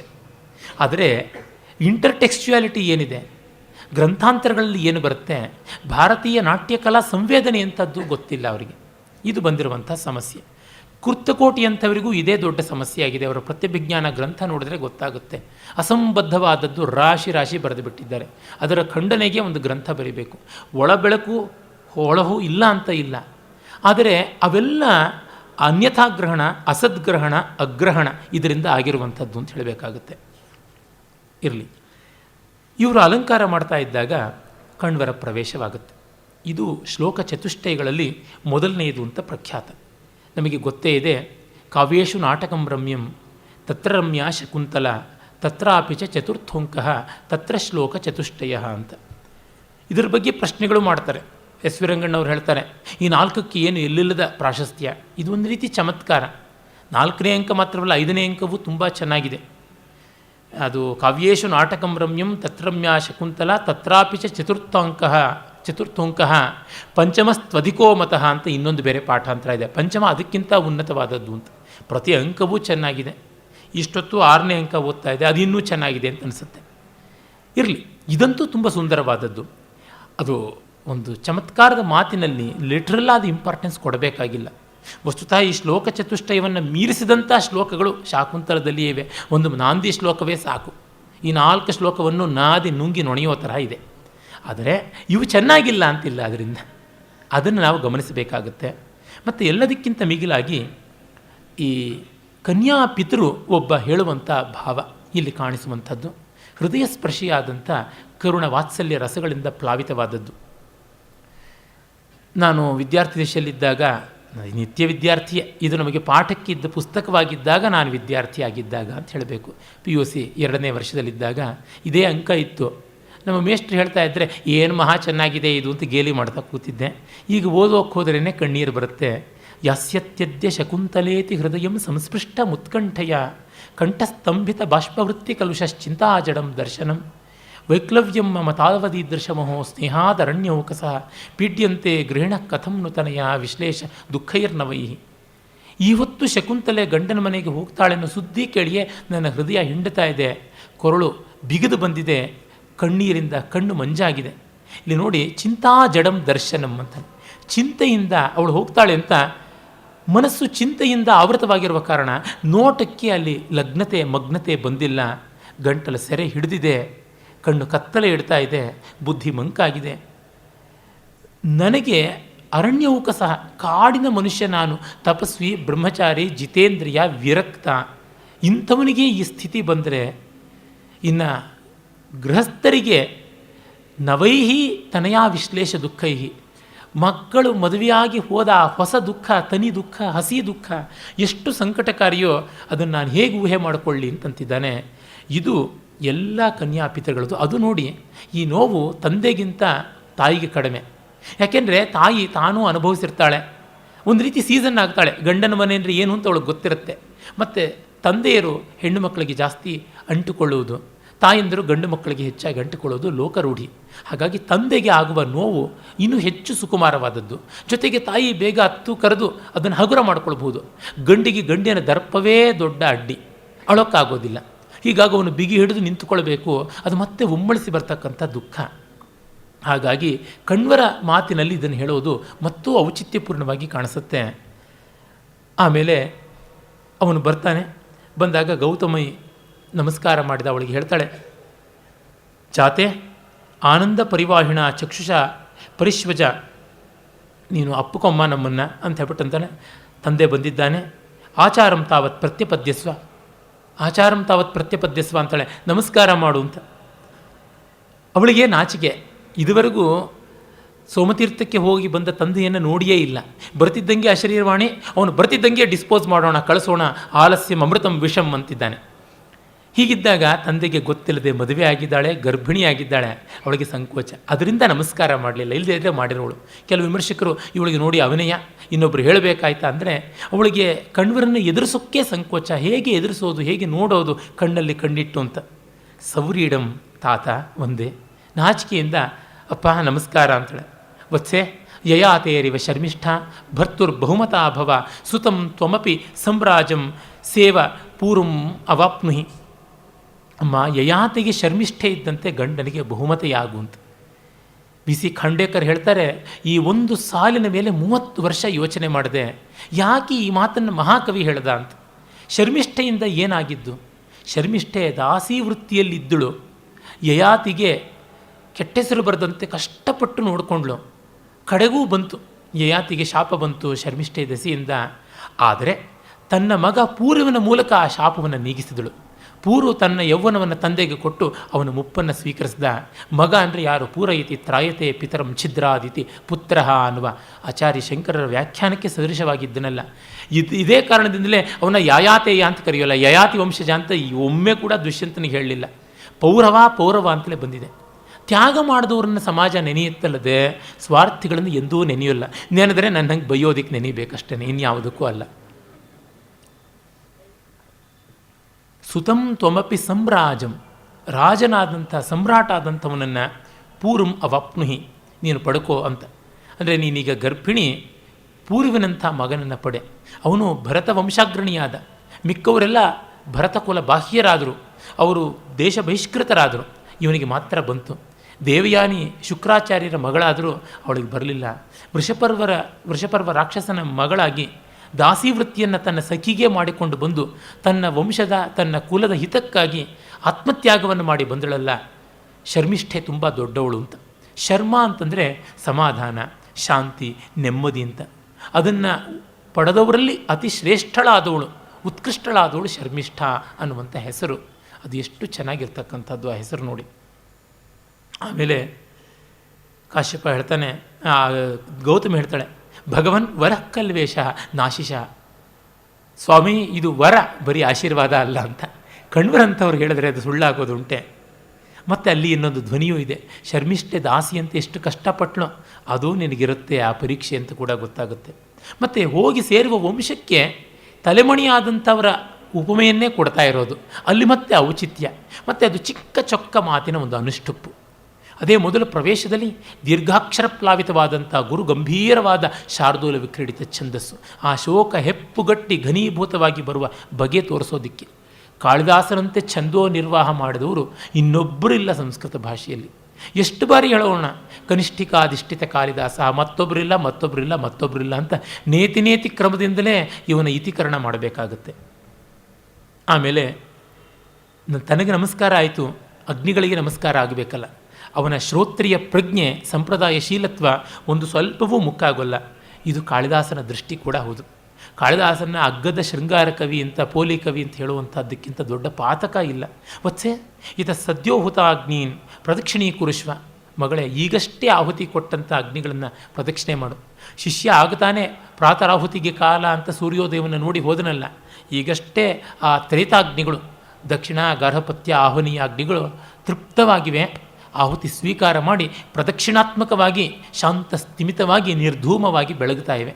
ಆ ವೇದಿ ತುಂಬ ಸೊಗಸಾಗಿರ್ತಕ್ಕಂಥ ತೆಳ್ಳಗಿನ ನಡುವು, ಆ ಕಡೆ ಈ ಕಡೆ ಅಗಲವಾಗಿರುತ್ತೆ ಅಂಥದ್ದು. ಆ ವೇದಿಯ 3 ದೆಸೆಯಲ್ಲಿ ಪೂರ್ವ, ಪಶ್ಚಿಮ, ದಕ್ಷಿಣದಲ್ಲಿ ಅಗ್ನಿಗಳಿರುತ್ತವೆ. ಆ ವೇದಿಯ ಸುತ್ತಲೂ ಇರುವ ಅಗ್ನಿಗಳನ್ನು ಪರಿಕ್ರಮ ಮಾಡು ಅಂತ ಹೇಳ್ಬಿಟ್ಟಂತಾನೆ. ಆಗ ನೋಡಿ, ಸಂಸ್ಕೃತದ ಸಮಗ್ರ ಸಾಹಿತ್ಯದಲ್ಲಿ ಒಂದೇ ಬಾರಿ ಪ್ರಯುಕ್ತವಾದದ್ದು ಅಂತ ಹೆಸರಾದ ಋಕ್ಛಂದಸ್ಸು, ವೇದೇತರವಾಗಿ ಮತ್ತೊಂದು ಕಡೆ ಇಲ್ಲದೇ ಇರುವ ಛಂದಸ್ಸಿನಲ್ಲಿ ಆಶೀರ್ವಾದ ಮಾಡ್ತಾನೆ. ಅಮಿ ವೇದಿಂ ಪರಿತಃ ಕ್ಲುಪ್ತಧಿಷ್ಣ್ಯಾ ಸಮಿಧ್ವಂತಃ ಪ್ರಾಂತ ಸಂಸ್ತೀರ್ಣದರ್ಭ ಅಪಘ್ನಂತೋ ದುರಿತಂ ಹವ್ಯಗಂಧೈರ್ ವೈತಾನಸ್ತ್ವಾಂ ವಹ್ನಯಃ ಪಾವಯಂತು. ಈ ವೇದಿಯನ್ನು ಆವರಿಸಿರ್ತಕ್ಕಂಥ ತ್ರೇತಾಗ್ನಿಗಳು ಸಮಿತ್ಕುಶಾದಿಗಳಿಂದ ಜಾಜ್ವಲ್ಯಮಾನವಾಗಿವೆ. ಅವು ತಮ್ಮ ದಿವ್ಯ ಹವ್ಯ ಗಂಧದಿಂದ ನಿನ್ನನ್ನು ಪಾವನಗೊಳಿಸಲಿ ಅಂತ ಹೇಳಿಬಿಟ್ಟು ಕೇಳ್ತಾ ಇದ್ದಾನೆ. ಇದೊಂದರಿಂದಲೇ ಶ್ರೋತ್ರಿಯವಾದ ವಾತಾವರಣ ನಿರ್ಮಾಣವಾಗಿದೆ. 1000 ಮಾತು ಯಾತಕ್ಕೆ, 10 ಕಟ್ಟೋಲೆ ಒಂದು ಮುತ್ತು ಕಟ್ಟು ಅನ್ನೋದು ತಾನೆ.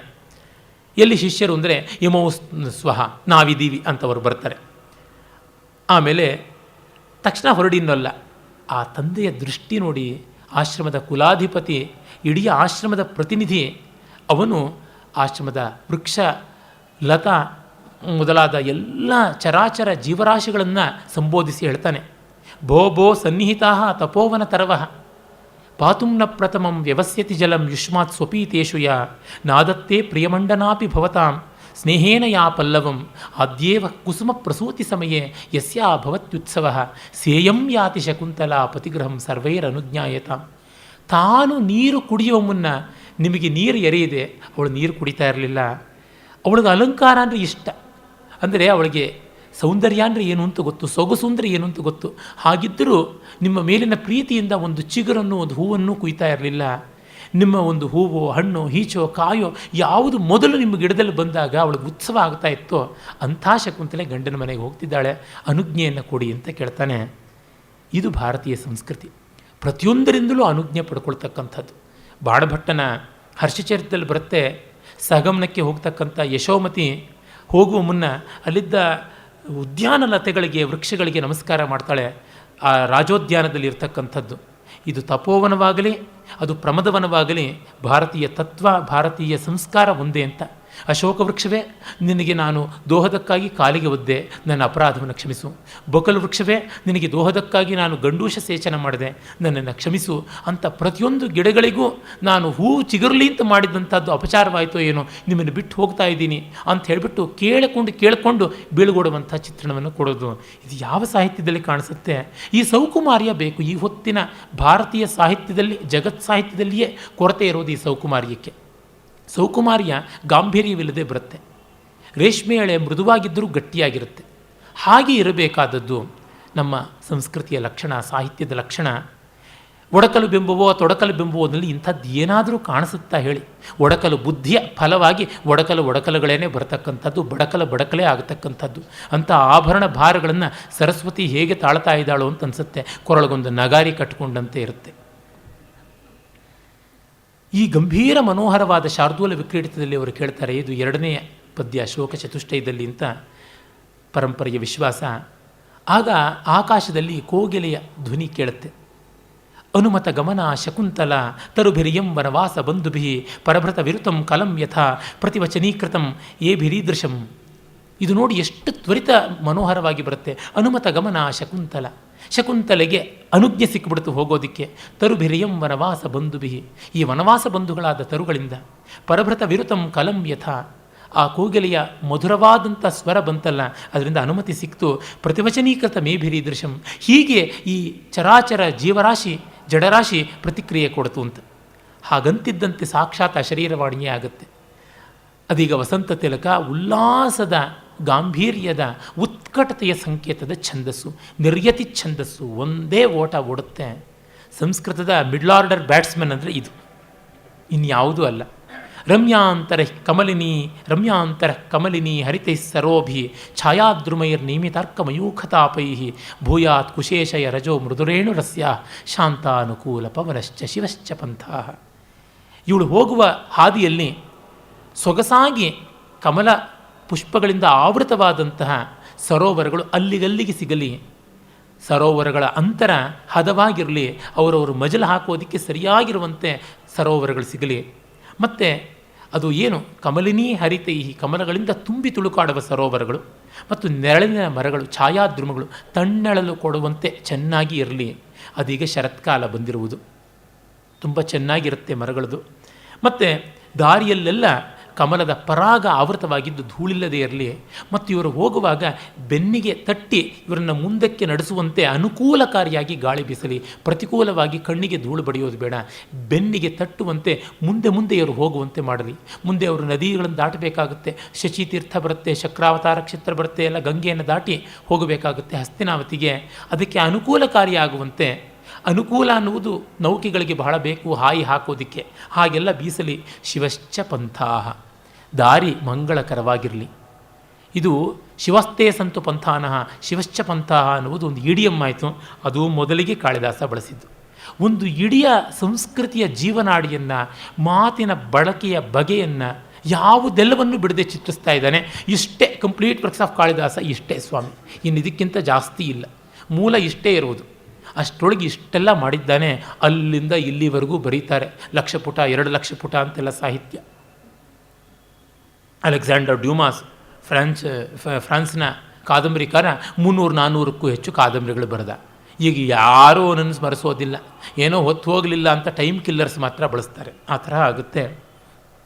ಆಮೇಲೆ ಗೌತಮಿ ಹೇಳ್ತಾಳೆ, ನೀನು ಈ ತಪೋವನಕ್ಕೆಲ್ಲ ನಮಸ್ಕಾರ ಮಾಡು ಅಂತ. ಆಗ ಇವಳು ನಮಸ್ಕಾರ ಮಾಡ್ತಾ ದುಃಖ ಪಡ್ತಾ, ಶಕುಂತಲೆ ನನಗೆ ದುಃಖದಿಂದ ಕಾಲೇ ಹೇಳ್ತಾ ಇಲ್ಲ ಅಂತ ಹೇಳ್ಬಿಟ್ಟಂತಾಳೆ. ಆಗ ಪ್ರಿಯಂವದೆ ಹೇಳ್ತಾಳೆ, ನೋಡು ಇದೇ ಸ್ಥಿತಿ ಆಶ್ರಮಕ್ಕೂ ಬಂದಿದೆ. ಜಿಂಕೆಗಳು ಹುಲ್ಲು ತಿನ್ನೋದನ್ನು ಬಿಟ್ಟಿವೆ, ನವಿಲುಗಳು ಕುಣಿಯೋದನ್ನು ಬಿಟ್ಟಿವೆ, ಪಕ್ಷಿಗಳು ಧ್ವನಿಸೋದನ್ನು ಬಿಟ್ಟಿವೆ, ಮರ ಗಿಡ ಬಳ್ಳಿಗಳು ಕೂಡ ಹಣ್ಣೆಲೆಗಳನ್ನು ಉದುರಿಸುವ ನೆಪದಿಂದ ಕಣ್ಣೀರು ಸುರಿಸ್ತಾ ಇವೆ.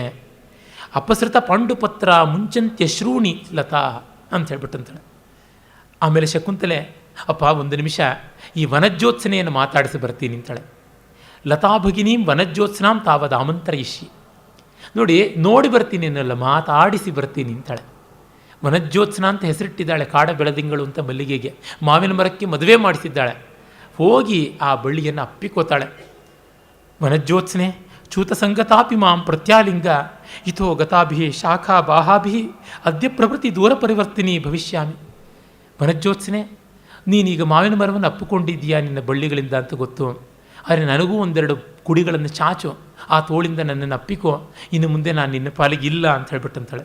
ಆಗ ಕಶ್ಯಪ ಹೇಳ್ತಾನೆ, ಸಂಕಲ್ಪಿತಂ ಪ್ರಥಮಮೇವ ಮಯಾ ತ್ವದರ್ಥೆ ಭರ್ತಾರಮಾತ್ಮಸದೃಶಂ ಸುಕೃತೈರ್ಗತಾತ್ಮಂ ಚೂತೇನ ಸಂಶ್ರಿತವತಿ ನವಮಾಲಿಕೇಯಂ ಅಸ್ಯಾಮಹಂ ತ್ವಯಿಷ ಸಂಪ್ರತಿ ವೀತಚಿಂತ. ಅಮ್ಮ, ಇವಳಲ್ಲಿ ನಿನ್ನಲ್ಲಿ ನನಗೀಗ ಚಿಂತೆ ಇಲ್ಲ.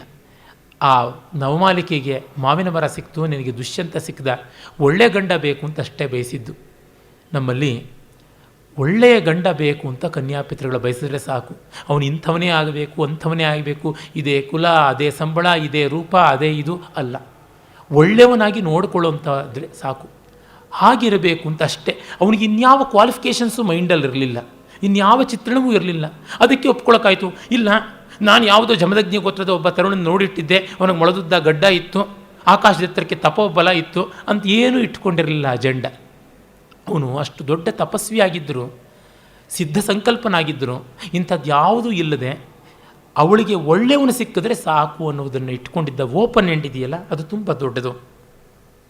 ಆಮೇಲೆ ಆ ಮರ ಮತ್ತು ಆ ಬಳ್ಳಿಯನ್ನು ನೋಡಿ, ಹಲ ಏಷ ದ್ವಯೋರ್ ಯುವಯೋ ಹಸ್ತೆ ನಿಕ್ಷೇಪ, ಇದನ್ನು ನಿಮ್ಮ ಕೈಗೆ ಬಿಟ್ಟಿದ್ದೀನಿ ಅಂತ ಆ ಬಳ್ಳಿಯನ್ನು ಇವರಿಬ್ಬರ ಕೈಗೆ ಇಡ್ತಾಳೆ ಅವಳು. ಅಯಂ ಜನ ಕಸ್ಯ ಹಸ್ತೆ ಸಮರ್ಪಿತ, ನಮ್ಮನ್ನು ಯಾರ ಕೈಯಲ್ಲಿ ಇಟ್ಟು ಹೋಗ್ತೀಯೇ ನೀನು ಅಂತ ಅವರಿಬ್ಬರು ಕೇಳ್ತಾರೆ. ಆಮೇಲೆ ಕಾಶ್ಯಪ ಹೇಳ್ತಾನೆ, ಅನಸೂಯೆ ಅತ್ತು ಅವಳು ಅಳೋ ಥರ ಆಗುತ್ತಮ್ಮ, ನೀವು ಸ್ಥಿರ ಮಾಡಬೇಕು, ಭವತೀಭ್ಯಾಮೇವ ಸ್ಥಿರೀಕರ್ತವ್ಯ ಶಕುಂತಲ ಅಲಮೃದಿತ್ವ. ಆಮೇಲೆ ಶಕುಂತಲೆ ಮತ್ತೆ ಹೇಳ್ತಾಳೆ, ಇಲ್ಲಿಯೇ ಆಶ್ರಮದ ಗುಡಿಸಲಿನ ಹಿಂಭಾಗದಲ್ಲಿ ಓಡಾಡ್ತಾ ಇದೆಯಲ್ಲ, ಉಟಜ ಪರ್ಯಂತ ಚಾರಿಣಿ ಗರ್ಭಮಂತರ ಮೃಗವಧು. ಗರ್ಭಭಾರದಿಂದ ಮೆಲ್ಲಗೆ ನಡೀತಾ ಇರೋ ಜಿಂಕೆ ಮೆಲ್ಲಗೆ ನಡೆಯೋದು ವಿಶೇಷ. ಗರ್ಭಿಣಿ ಜಿಂಕೆ ನಡೀತಾ ಇದೆ. ಯದಾ ಅನಘಪ್ರಸವ ಭವತಿ, ಯಾವಾಗ ಇದಕ್ಕೆ ಸುಖಪ್ರಸವ ಆಗುತ್ತೋ ತದಾ ಮಹ್ಯಂ ಕಮಪಿ ಪ್ರಿಯ ನಿವೇದಯಿತೃಕಂ ಇಷ್ಯಥ. ಇದಕ್ಕೆ ಸುಖಪ್ರಸವ ಆದಾಗ ಹೇಗಾದರೂ ಈ ಪ್ರಿಯವಾರ್ತೆಯನ್ನು ಯಾರಿಂದಲಾದರೂ ತಿಳಿಸಿಯಪ್ಪ ಅಂತಂತಾರೆ. ವತ್ಸೆ ನೇದಂ ವಿಸ್ಮರಿಷ್ಯಾಮ, ಇದನ್ನು ಮರೆಯೋಲ್ಲಮ್ಮ. ಶಕುಂತಲೆ ಒಂದೆರಡು ಹೆಜ್ಜೆ ಇಟ್ಟಿದ್ದಾಳೆ, ಯಾರೋ ತಡೀತಾ ಇರೋ ಥರ ಅನಿಸುತ್ತೆ. ಕೋನು ಖಲ್ವೇಷ ನಿವಸನೇ ಮೇ ಸಜ್ಜತೆ. ಆಗ ಹೇಳ್ತಾನೆ ಕಾಶ್ಯಪ, ಯಸ್ಯತ್ವಯ ವ್ರಣವಿರೋಪಣ ಮಿಂಗುದೀನಾಂ ತೈಲಂ ನ್ಯಸಿಂಚಿತ ಮುಖೇ ಕುಶಸೂಚಿ ವಿದ್ಯೆ ಶ್ಯಾಮಾಕ ಮುಷ್ಟಿ ಪರಿವರ್ಧಿತ ಕೋ ಜಹಾತಿ ಸೋಯಂ ನ ಪುತ್ರ ಕೃತಕಃ ಪದವೀ ಮೃಗಸ್ತೆ. ದೀರ್ಘಾಪಾಂಗ ಅಂದರೆ ದೀರ್ಘವಾದ ನೋಟ ಉಳ್ಳಂಥ, ಕಡೆಗಣ್ಣಿನ ನೋಟ ಉಳ್ಳಂಥದ್ದು ಅಂತ ಅದೊಂದು ಜಿಂಕೆ. ಅದಕ್ಕೊಂದು ಹೆಸರಿಟ್ಟಿದ್ದಾಳೆ ಅವಳು.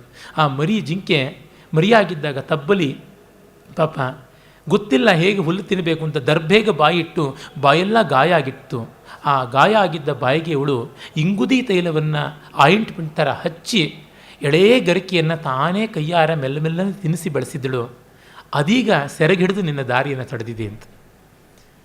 ಆಗ ಶಕುಂತಲೆ ಅದನ್ನು ನೋಡಿ ಅಪ್ಪಿಕೊಂಡು ಹೇಳ್ತಾಳೆ, ವತ್ಸ ತ್ವಂ ಸಹವಾಸ ಪ್ರೀತ್ಯಾಗಿ ನೀ ಮಾಂ ಅನುಸ್ಮರಿಸಿ. ನಿನ್ನ ಬಿಟ್ಟೋಗುವಂಥ ನನ್ನ ಬಗ್ಗೆ ನಿನಗೆ ನೆನಪಿದೆಯೇನಪ್ಪ?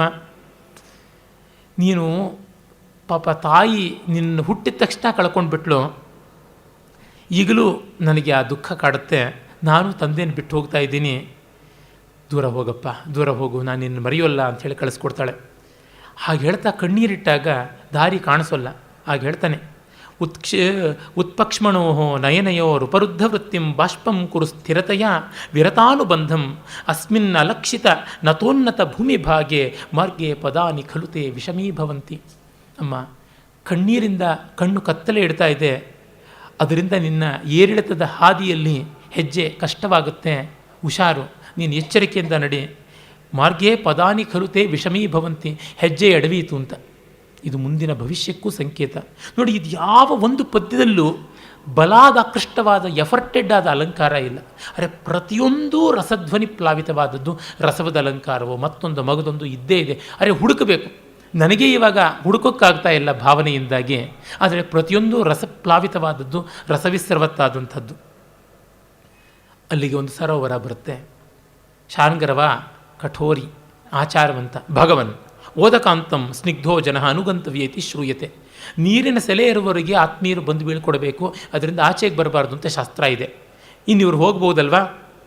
ತದ್ದಿದಂ ಸರಸ್ತೀರಂ ಹೇಳೋಲ್ಲ. ಇನ್ನು ಬಂತಲ್ಲ ಈ ಒಂದು ಸರೋವರದ ದಡ, ಅತ್ರ ಸಂದಿಶ್ಯ ಪ್ರತಿಗಂತು ಮರ್ಹಸಿ, ಇಲ್ಲಿ ನಮಗೆ ಅನುಜ್ಞೆ ಕೊಡಿ ಇನ್ನು ಹೋಗೋದಿಕ್ಕೆ ಅಂತಾನೆ. ಆಯ್ತಪ್ಪ, ಅಸ್ಯ ಕ್ಷೀರವೃಕ್ಷಸ್ಯ ಛಾಯಾಯಾಮ್, ಈ ಕ್ಷೀರವೃಕ್ಷ ಅಂದರೆ ಆಲ, ಅರಳಿ, ಗೋಳಿ, ಬಸರಿ ಆ ರೀತಿಯಾದಂಥ ಫೈಕಸ್ ವೆರೈಟಿಗೆ ಸೇರಿದ ಮರ, ಅದರ ನೆರಳಿನಲ್ಲಿ ಈಗ ಹೇಳೋಣ ಅಂತ. ಏನು ಹೇಳೋಣ, ಏನು ಸಂದೇಶ ಹೇಳೋಣ ಅಂತ ಯೋಚನೆ ಮಾಡ್ತಾನೆ. ಯಾರನ್ನು ಕೇಳಿದ್ರು ಸಂದೇಶ ಅಂತಂದರೆ ನಾನು ಅಂತ ಕೊಟ್ಟುಬಿಡ್ತಾರೆ. ಕಣ್ವನಂಥ ಬ್ರಹ್ಮರ್ಷಿ ವಶ್ಯವಾಕ್ ಸಾರಸ್ವತ, ಅವನು ಏನು ಸಂದೇಶ ಕೊಡೋದು ಅಂತ ಯೋಚನೆ ಮಾಡ್ತಾನೆ. ಯಾಕೆಂದರೆ ಸುಮ್ಮನೆ ಅಲ್ಲ ಸಂದೇಶ ಕೊಡೋದು. ಮತ್ತು ವಚಸ್ತತ್ರೈವ ವಕ್ತವ್ಯಂ ಯತ್ರೋಕ್ತಂ ಸಫಲಂ ಭವೇತ್. ಎಲ್ಲಿ ಹೇಳಿದ್ರೆ ಮಾತು ಸಫಲವಾಗುತ್ತೋ ಅಲ್ಲಿ ಹೇಳಬೇಕು. ನನಗೂ ಬಾಯಿದೆ, ನನಗೂ ಮಾತಿದೆ, ನನಗೂ ಬರುತ್ತೆ ಅಂತ ಬರೆದರೆ ಏನು ಪ್ರಯೋಜನ? ಜೊತೆಗೆ ಅದು ದುಷ್ಯಂತನಂಥ ಮಹಾರಾಜನಿಗೆ ಯುಕ್ತವಾಗಿರಬೇಕು. ತಮ್ಮ ಕೇಸು ವೀಕ್. ಶಕುಂತಲೆ ಹಿಂದು ಮುಂದೆ ನೋಡದೆ ಮದುವೆ ಆಗಿಬಿಟ್ಟಿದ್ದಾಳೆ. ಏನಂತ ಹೇಳೋಣ, ಹಾಗೆ ನೋಡ್ಕೊ ಹೀಗೆ ನೋಡ್ಕೊ ಅಂತ ಹೇಳೋದಕ್ಕೆ ಭಿನ್ನ ಹಾಕಿ ಬಾಯಿಲ್ಲವಯ್ಯ ಅಲ್ವಾ? ಇಲ್ಲಿ ಅವನು ಯೋಚನೆ ಮಾಡ್ತಿದ್ದಾಗ ಅವನು ಯೋಚನೆ ಮಾಡ್ತಾನೆ ಅನ್ನೋದಕ್ಕೆ ಕವಿ ರಂಗ ಸ್ತಬ್ಧವಾಗಬಾರ್ದಲ್ವ? ಅವನು ಯೋಚನೆ ಮಾಡೋದಕ್ಕೆ ಟೈಮು ತಗೋಬೇಕಲ್ವ? ಆ ರಂಗತಂತ್ರ ಅದು ರಂಗತಂತ್ರವಾಗಿ ನಿಲ್ಲದೆ ರಸಪೇಶಲವಾಗಬೇಕು ಅಂತ ನೋಡಿ ಶಕುಂತಲೆ ಸಖಿಯರ ಜೊತೆ ಪಕ್ಕಕ್ಕೆ ಬಂದು, ನೋಡು ನೋಡು ಇದೇ ಸರೋವರದಲ್ಲಿ, ಆ ಸರೋವರದ ಪಕ್ಕ ನಿಂತಿದ್ದಾರಲ್ವ, ಅದಕ್ಕೆ ಆ ಚಿತ್ರಣ ಒಂದನ್ನೂ ವೇಸ್ಟ್ ಮಾಡೋದಿಲ್ಲ, ಅಷ್ಟು ಚೆನ್ನಾಗಿ ಬಳಸ್ಕೊಳ್ತಾನೆ. ಆ ಸರೋವರದ ತೀರ ತಾನೆ, ಅಲ್ಲಿ ನಿಂತಾಗ ತಾವರೆಗಳ ಎಲೆಗಳ ಮಧ್ಯದಲ್ಲಿ ಮರೆಯಾದ ಸಹಚರಿಯನ್ನು ನೋಡಿ ಚಕ್ರವಾಕವದು ಗೋಳಾಡ್ತಾ ಇದೆ. ಹಿಯಂ ಚಕ್ರವಾಕಿ ಆರೌತಿ ಸಹಚರಂ ಅಪಶ್ಯಂತಿ. ಗೆಳೆಯನನ್ನು ಕಾಣದೆ ಚಕ್ರವಾಕಿ ಈ ತಾವರೆಯ ಎಲೆ ಹಿಂದೆ ಅದು ಅವತಿರೋದನ್ನು ಕಾಣಿಸಿಕೊಳ್ಳದೆ ಗೋಳಾಡ್ತಾ ಇದೆ. ದುಷ್ಕರಮಹಂ ಕರೋಮಿತಿ ತರ್ಕಯಾಮಿ, ನಾನು ಹೀಗಾಗ್ಬಿಡ್ತೀನೋ ಏನೋ, ನಾನು ಹೀಗೆ ಮಾಡ್ತಾ ಇದ್ದೀನೋ ಏನೋ ಅಂತ. ಹಾಗೇ ಆಗುತ್ತಲ್ವ? ಶಕುಂತಲೆಯ ಬದುಕಿನಲ್ಲಿ ವಿಧಿಯ ಕತ್ತಲೆ ಕವಿದಾಗ ಚಕ್ರವಾಕ ವಧುವಿನಂತೆ ಗೋಳಾಡಬೇಕಾಗುತ್ತೆ. ಆಗ ಅನಸೂಯೆ ಸಮಾಧಾನ ಹೇಳ್ತಾಳೆ, ಇಲ್ಲ ಇಲ್ಲ ಮಾಮ ಇವಂ ಮಂತ್ರಯ, ಹೀಗೆ ಹೇಳಬೇಡ. ಯೇಷಾಪಿ ಪ್ರಿಯೇಣ ವಿನಾ ಗಮಯತೆ ರಜನೀಂ ವಿಷಾದ ದೀರ್ಘತರಾಂ ಗುರುವಪಿ ವಿರಹ ದುಃಖಂ ಆಶಾಬಂಧ ಸಾಹಯತಿ. ವಿರಹದ ದೀರ್ಘವಾದ ರಾತ್ರಿ ಇದ್ದರೂ ಆಶಾಬಂಧ ಇರೋದ್ರಿಂದ ಒಳ್ಳೆಯ ಬಾಳಿನ ಬೆಳಕಾಗಿ ಹಗಲಾಗಿ ಬರುವವರೆಗೂ ಕಾಯುತ್ತೆ. ಹಾಗೆ ಕಾಯೋಣ, ಏನು ಚಿಂತೆ ಇಲ್ಲ. ಈಗ ರಾತ್ರಿ ಕಳೆದಿದೆ, ಇನ್ನು ಹಗಲು ಬರುತ್ತೆ ಎನ್ನುವ ಧ್ವನಿ ಹೇಳ್ತಾಳೆ. ಮತ್ತು ಕಾಶ್ಯಪ ಹೇಳ್ತಾನೆ, ನನ್ನ ಮಾತಾಗಿ ಮಧ್ವಚನಾತ್ಸ ರಾಜ ಶಕುಂತಲಾಂ ಪುರಸ್ಕೃತ್ಯ ವಕ್ತವ್ಯ. ನನ್ನ ಮಾತಾಗಿ ಅವಳನ್ನು ಮುಂದೆ ಇರಿಸ್ಕೊಂಡು ಹೇಳಪ್ಪ, ಏನದು?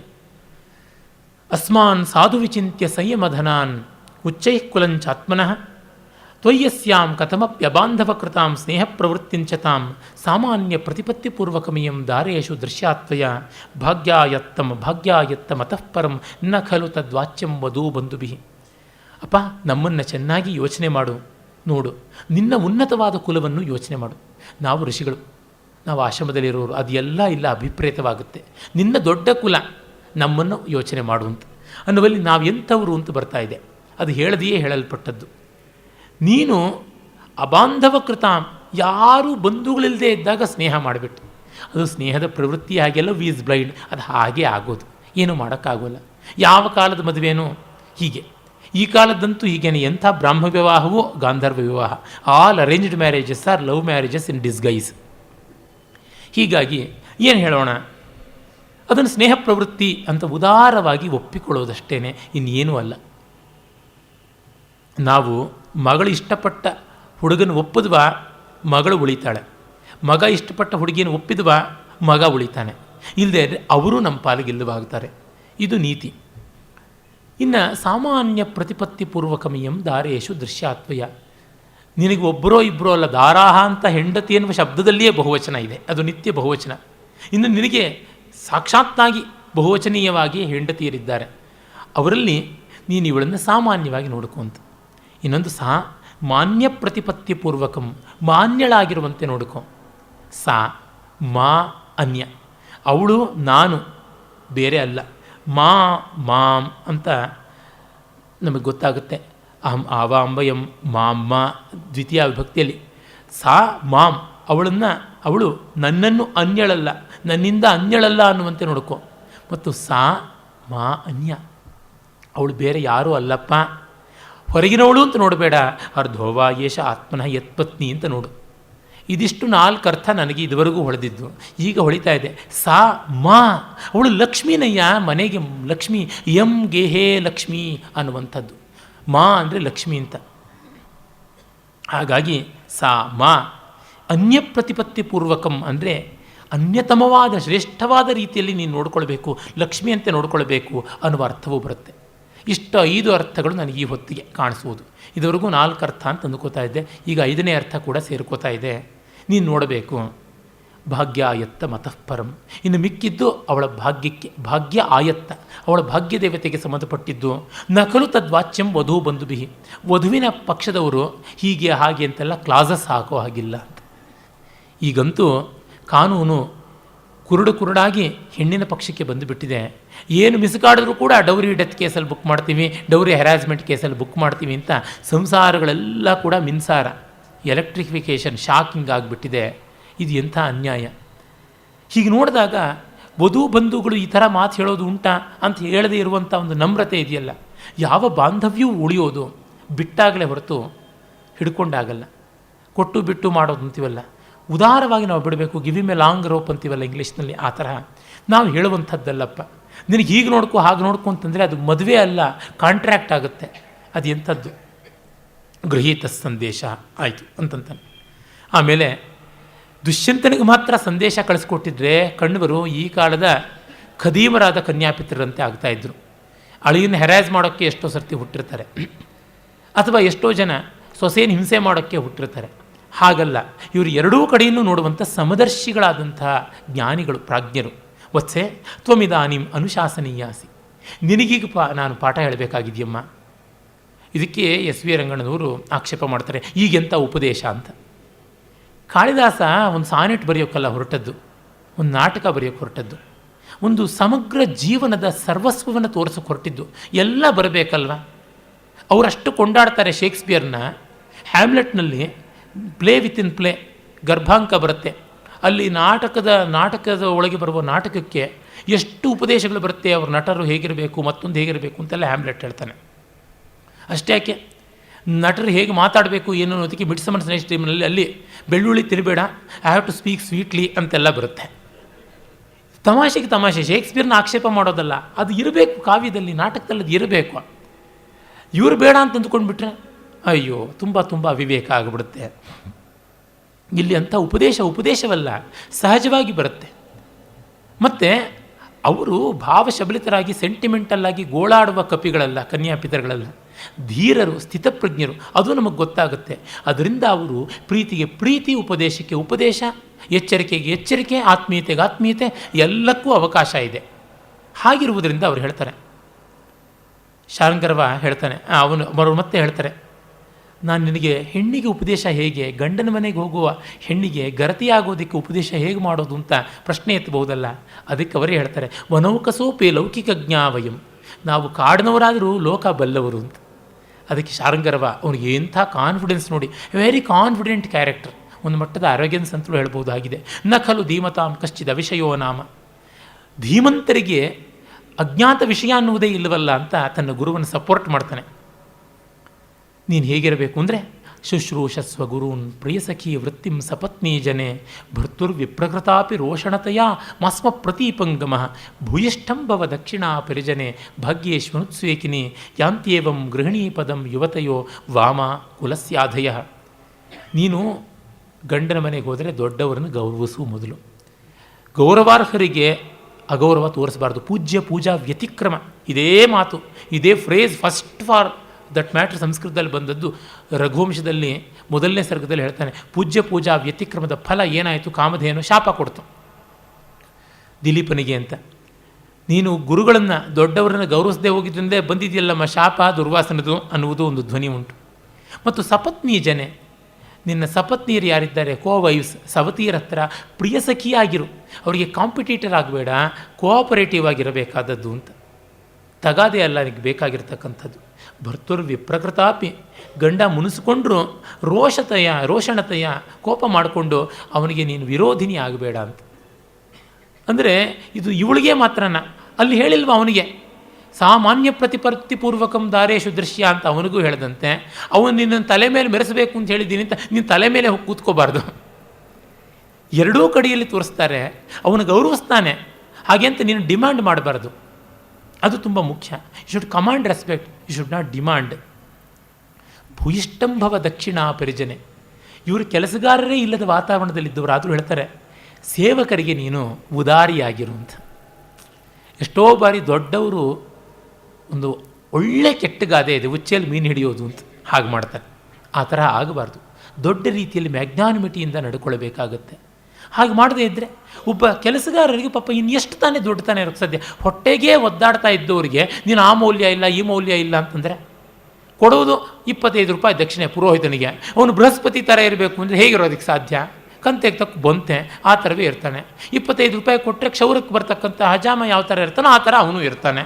ಇನ್ನೇನು ಅವನು ಅತ್ರಿ ಅಗಸ್ತ್ಯ ಭೃಗು ಆಗೋದಕ್ಕೆ ಸಾಧ್ಯವ? ಅವನಿಗೂ ನೀನು ಕೊಡು 2,500 ರೂಪಾಯಿ, ಆಗ ಅವನು ಇರ್ತಾನೆ ಒಂದು ಮಟ್ಟಕ್ಕೆ. ಹೀಗಾಗಿ ನಾವು ಕೊಡೋದೊಂದು ಕಾಸು ಕೋಣೆ ತುಂಬ ಹಾಸು ಅಂದರೆ ಯಾವ ಥರ ಸಾಧ್ಯವಾಗುತ್ತೆ? ಔದಾರ್ಯ ಬೇಕು. ಭಾಗ್ಯೇಶ್ವನುತ್ಸ್ವೇಕಿನಿ, ಭಾಗ್ಯದೆ ಬಾಗಿರು ಅಂತ ಬಸವಶಾಸ್ತ್ರಿಗಳ ಅನುವಾದ ಮಾಡ್ತಾರೆ. ಪಿರಿಯರ ಸೇವೆಗೈ. ಮತ್ತು ಭಾಗ್ಯದಲ್ಲಿ ಬಾಗಬೇಕು. ಇವಳಿಗೆ ಸಂತಾನವೇ ಭಾಗ್ಯ, ಮಿಕ್ಕ ಯಾರಿಗೂ ಸಂತಾನ ಇಲ್ಲ. ರಾಜಮಾತೆ ಆದೆ ಅಂತ ಮಿಕ್ಕ ರಾಣಿಯರನ್ನೆಲ್ಲ ಮೂಲೆ ಗುಂಪು ಮಾಡೋದೋ ಮತ್ತೊಂದು ಮಾಡೋದೋ ರಾಜಕೀಯ ಮಾಡೋದೋ ಅಲ್ಲ. ದೊಡ್ಡತನ ಬಂದ ಮೇಲೆ ತೆಲುಗಿನ ಗಾದೆ ಒಂದಿದೆ, ಚಿಂತಕಾಯಮಕ್ಕೂ ಸಿರಿವಸ್ತೆ ಅದೇಟಿ ವಂಕರ ಟಿಂಕರ ಕಾಯಿ ಅಂತಂದಳು ಅಂತ. ಯಾವಳೋ ಹುಣಸೆಕಾಯಿ ಆರಿಸ್ಕೊಂಡು ಹೋಗ್ತಾ ಇದ್ಲಂತೆ. ಬೈ ಚಾನ್ಸ್ ಸೃಷ್ಟಿಕರ್ತ ಅವಳನ್ನು ಚೆನ್ನಾಗಿ ಮಾಡಿಬಿಟ್ಟಿದ್ದ. ಯಾವನು ಜಮೀನ್ದಾರನೋ ರಾಜನೋ ನೋಡಿ ಮೆಚ್ಚಿ ಅವಳ ಸೌಂದರ್ಯಕ್ಕೆ ಮದುವೆ ಆದ. ಒಂದು ಸ್ವಲ್ಪ ದಿವಸ ಆದಮೇಲೆ ವಹ್ಯಾಳಿಗೆ ಬರ್ತಾ ಹಾಗೆ ನೋಡ್ತಾ ಗಂಡನ ಕೇಳ್ತಾಳಂತೆ, ಅದೇನು ಅದು ಯಾವುದು ಮರ ಆದಮೇಲೆ ಏನು ಅಂಕುಡೊಂಕಾಗಿದೆಯಲ್ಲ ಕಾಯಿ, ನಾವು ಅರಮನೆಯಲ್ಲಿ ತಿಂತಕ್ಕಂಥ ಸೇಬು ದ್ರಾಕ್ಷಿ ದಾಳಿಂಬ್ರೆ ಥರ ಇಲ್ವಲ್ಲ ಅಂತ. ಈ ತರಹ ಹಾಗಲ್ಲ. ಯಾಂತ್ಯೇವಂ ಗೃಹಿಣೀ ಪದಂ ಯುವತೆಯೋ ವಾಮ ಕುಲಸ್ಯಾಧಯ. ಹೀಗೆ ಯುವತಿಯರು ಗರತಿಯರಾಗಬೇಕು. ಹಾಗಾಗಲಿಲ್ವಾ ವಾಮ ಅಂದರೆ ಇಫ್ ನಾಟ್ ಲೆಫ್ಟಿಸ್ಟ್ಗಳಾದರೆ ಅಂತ ಅರ್ಥ. ಕುಲಸ್ಯಾದಯ ತವರಿಗೆ ಇವರು ಶಾಪ. ಮನೋರೋಗ, ಆದಿ ಅಂತಂದರೆ ಮನೋರೋಗ. ತವ್ರ ಮನೆಗೆ ತಲೆನೋವು ತರ್ತಾರೆ. ವಾಮಾಹ ಅಂದರೆ ಹೆಂಗಸರು ಅಂತಲೂ ಇದೆ, ಸುಂದರಿಯರು ಅಂತಲೂ ಇದೆ ಅರ್ಥ. ಮತ್ತು ವಾಮಾಹ ಅಂತಂದರೆ ಅಡ್ಡದಾರಿ ಹಿಡಿದಂಥವರು, ನಾಟ್ ದಕ್ಷಿಣಾಹ. ರೈಟಿಸ್ಟ್ಗಳಲ್ಲ ಇವರು, ಲೆಫ್ಟಿಸ್ಟ್ಗಳಾದರೆ ಹೀಗಾಗ್ತಾರೆ ಅಂತ ನೋಡಿ. ಈ ವಿಮೆನ್ ಲಿಬ್ಗೆ ಇದಕ್ಕೆ ವಾಸಿಸ್ತಕ್ಕಂಥವರೆಲ್ಲ ಎಡಚರೇನೆ. ಅವ್ರು ಇರೋದೇ ಆ ಕೆಲಸ, ಸ್ಯಾನಿಟೇಷನ್ಗೆ ಇನ್ಯಾವುದಕ್ಕೂ ಅಲ್ಲ. ಆಮೇಲೆ ಇಷ್ಟು ಹೇಳಿ ಕಾಶ್ಯಪರು ಮತ್ತೊಬ್ಬ ಹಿರಿಯಳಾದ ಹೆಣ್ಣಿದ್ದಾಳೆ, ಅವಳು ಒಪಿನಿಯನ್ ಏನು ಅಂತ ಕೇಳ್ತಾರೆ. ಕಥಂವಾ ಗೌತಮಿ ಮನ್ಯತೆ, ಗೌತಮಿ ಇನ್ನೇನು, ಹೌ ಡು ಯು ಒಪಿನ್, ನಿಮ್ಮದೇ ನಮ್ಮ ಕಾಮೆಂಟ್ಸು, ನೀವೇನಾದರೂ ಹೇಳೋದಿದೆಯಾ ಅಂತ. ಏತಾವಾನ್ ವಧೂಜನಸ್ಯ ಉಪದೇಶ ಜಾತೆ ಏತತ್ ಖಲು ಸರ್ವಮವಧಾರ್ಯ. ಇದಕ್ಕಿಂತ ವಧುಗಳಿಗೆ ಇನ್ನೇನು ಹೇಳೋಕ್ಕೆ ಸಾಧ್ಯ? ಮಗಳೇ, ಅಷ್ಟು ಜ್ಞಾಪಕ ಇಟ್ಕೊಂಡು ಆಚರಿಸು ಅಂತ ಅವಳಂತಾಳೆ. ಕಾಶ್ಯಪರ ಕಣ್ವರ ಆ ಕರ್ಟಿಸಿ ಸಂಸ್ಕಾರ, ನಯ, ವಿನಯ ಅವೆಲ್ಲ ಎಂಥ ಚೆನ್ನಾಗಿದೆ. ಮಾಸ್ತಿಯವರು ಗೌತಮಿ ಹೇಳಿದ ಕಥೆ ಅಂತ ಫಸ್ಟ್ ಕ್ಲಾಸ್ ಕಥೆ ಬರೆದಿದ್ದಾರೆ. ಅದ್ಭುತವಾದ ಕಥೆ. ಕನ್ನಡ ಭಾಷೆ ಇರುವವರೆಗೂ ಇರುತ್ತೆ. ಪುಣ್ಯವಶಾತ್ ಶಂಕರ ಭಟ್ರ ಲಿಪಿ ಸುಧಾರಣೆ ಬರದೇ ಇದ್ದರೆ. ಅದು ಬಂತು, ಇನ್ನು ಮಿಕ್ಕಿದ್ದೆಲ್ಲ 1,500 ವರ್ಷದ್ದು ನೆಗೆದು ಬೀಳುತ್ತೆ. ಅದಕ್ಕೆ ಅವರೇ ನೆಗೆದು ಬಿದ್ದರೆ ಒಳ್ಳೆಯದು, ಅವರ ಕನ್ನಡವೇ ನೆಗೆದು ಬಿದ್ದರೆ ಒಳ್ಳೆಯದು ಅಂತ ನಾನು ದಿವಸ ಪ್ರಾರ್ಥನೆ ಮಾಡ್ತೀನಿ. ಯಾಕೆಂತಂದರೆ ಗೌತಮಿ ಹೇಳಿದ ಕಥೆ ಇರೋಕ್ಕೆ ಸಾಧ್ಯ ಇಲ್ಲ, ಥೇನೆ ಹೊರಟೋಗ್ಬಿಡುತ್ತೆ, ಥೂ ಮಾತ್ರ ಉಳಿಯುತ್ತೆ ಅವ್ರ ಪಾಲಿಗೆ. ಇದು ಬಂದಿರುವ ಸಂಕಟ. ಎಷ್ಟು ಸೊಗಸಾದ ಕಥೆಯಲ್ಲಿ ಅವರು ಹೇಳ್ತಾರೆ. ಗೌತಮಿ ಕಣ್ವರ ಸಮವಯಸ್ಕಳಾದಂಥವಳು, ಕಣ್ವರ ಮೇಲೆ ಪ್ರೀತಿ ಇತ್ತು ಅನ್ನೋ ಒಂದು ಕಲ್ಪನೆ ಮಾಡ್ತಾರೆ. ಕಡೆಗೆ ಅವಳು ತಪಸ್ವಿನಿಯಾಗಿ ಹೇಗೆ ಪರಿಪಾಕ ಹೊಂದುತ್ತಾಳೆ ಅನ್ನುವುದೆಲ್ಲ ಬರುತ್ತೆ. ಓದಿ ಸವಿಯಬೇಕಾದಂಥ ಕತೆ. ಅವಳು ಒಪ್ಕೋತಾಳೆ, ಆ ಹಿರಿಯಳು. ಆಮೇಲೆ ಅವಳು ಕೇಳ್ತಾಳೆ, ಪ್ರಿಯಂವದೆ ಅನಸೂಯೆ ಇವರು ಬರ್ತಾರಾ ನನ್ನ ಜೊತೆ ಅಂತ. ಪಾಪ ಅವಳಿಗೆ ಅಲ್ಲಿವರೆಗೂ ಫ್ರೆಂಡ್ಸ್ ಇರಲಿ ಅಂತ. ಪ್ರಿಯಂವದ ಮಿಶ್ರ ಅಂದರೆ ಎಟ್ಸೆಟ್ರಾ ಅದರ್ಸ್ ಅಂತ ಬರ್ತಾರಂದರೆ ನೋಡಿ, ಕಶ್ಯಪನ ಎಚ್ಚರಿಕೆ, ಕಣ್ವನ ದೂರದೃಷ್ಟಿ ಎಂಥದ್ದು ಅಂತ. ಎಷ್ಟು ಸೆಂಟಿಮೆಂಟ್ಸ್ ಇದ್ದಾಗಲೂ ಸಂಯಮ ಬಿಡೋಲ್ಲ. ಸ್ವಯಂ ಕಾಳಿದಾಸನೇ ಭೋಗ ಪ್ರಪಂಚದ ಮಹಾಸಾಗರದ ತಳಾತಳದಲ್ಲಿ ಮಧ್ಯದಲ್ಲಿ ಇದ್ದಂಥ ಯೋಗಿ. ಈ ರೀತಿ ಇರೋದು ತುಂಬ ಕಷ್ಟ. ಒಬ್ಬ ಕೃಷ್ಣನಿಗಿರೋಕ್ಕಾಯಿತು, ಇನ್ನೊಬ್ಬ ಕಾಳಿದಾಸನಿಗಿರೋಕ್ಕಾಯಿತು, ಮೂರನೇವರು ಇಲ್ಲ ನಮ್ಮ ಸಂಸ್ಕೃತಿಯಲ್ಲಿ ಕೂಡ. ಕೃಷ್ಣನೊಬ್ಬ ಸಮರದಲ್ಲಿ ಗೀತೋಪದೇಶ ಮಾಡ್ದ, ರಾಸಲೀಲೆಯಲ್ಲಿ ಯೋಗೇಶ್ವರನಾಗಿ ನಿಂತ. ಕಾಳಿದಾಸ ಗುಪ್ತರ ಕಾಲದ ಸುವರ್ಣ ಯುಗದಲ್ಲಿ ಮಹಾರತ್ನವಾಗಿ ಇದ್ದ, ಆದರೆ ಒಂದಿಷ್ಟು ವಿಚಲಿತನಾಗದೆ ಉಳಿದ. ಸಂಯಮ ಅಂದರೆ ಏನು, ಅರ್ಥಕಾಮ ಪ್ರಪಂಚದ ಉತ್ಥಾನತೆಯ ನಡುವೆ ಧರ್ಮ ಮೋಕ್ಷಗಳ ಗತಿ ಏನು ಅಂತ ಬಾಳಿ ತೋರಿಸಿದಂಥ ಋಷಿಕವಿ ಇವನು. ಹೇಳ್ತಾನೆ, ಇಮೇ ಅಪಿ ಪ್ರದೇಯೇ ನ ಯುಕ್ತ ಮನೆಯೋಸ್ತತ್ರ ಗಂತುಂ ತ್ವಯಾ ಸಹ ಗೌತಮಿ ಗಮಿಷ್ಯತಿ. ಇವರೂ ಕೂಡ ಗಂಡನ ಮನೆಗೆ ಸೇರಬೇಕಾದವರಮ್ಮ, ನಿನ್ನ ಜೊತೆ ಬರೋದು ಒಳ್ಳೆಯದಲ್ಲ. ಎಷ್ಟು ಅರ್ಥ ಬೇಕಾದರೂ ಮಾಡ್ಬೋದು.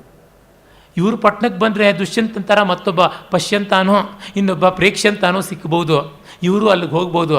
ಮತ್ತು ಇವ್ರಿಗೆ ಯಾರಮ್ಮ ಏರ್ಪಾಟ್ ಮಾಡೋರು, ಇವ್ರಿಗೆ ಯಾವ ಅಶರೀರವಾಣಿ ಬರುತ್ತೆ, ಇವ್ರಿಗೆ ಯಾವ ಉಂಗುರ ಇರುತ್ತೆ, ನಾಟ್ ವರ್ಕಿಂಗ್, ಇವೆಲ್ಲ ಆಗುವಂಥದ್ದಲ್ಲ ಅಂತ ಮತ್ತೊಂದು. ಮತ್ತು ಹೆಣ್ಣು ಮಕ್ಕಳನ್ನು ಗಂಡನ ಮನೆ ಕರೆಸ್ಕೊಡುವಾಗ ಹಿರಿಯರಿರಬೇಕೇ ಹೊರತು ಸಮವಯಸ್ಕರಾದವರು ಇರಬಾರ್ದು. ಅಕ್ಕನಿಗೆ ಗಂಡನ್ನು ತೋರಿಸುವಂಥ ಸ್ಥಿತಿ ಬಂದರೆ, ಗಂಡು ನೋಡೋದಕ್ಕೆ ಬಂದಿದ್ದಾನೆ ವಧುವನ್ನು ಅಂತಂದರೆ ಅವಳ ತಂಗಿಯರನ್ನ ಜೊತೆಗೆ ಇಡಬಾರ್ದು. ದೊಡ್ಡಮ್ಮಂದರು ಅಜ್ಜಿಯರನ್ನ ಇಡಬೇಕು.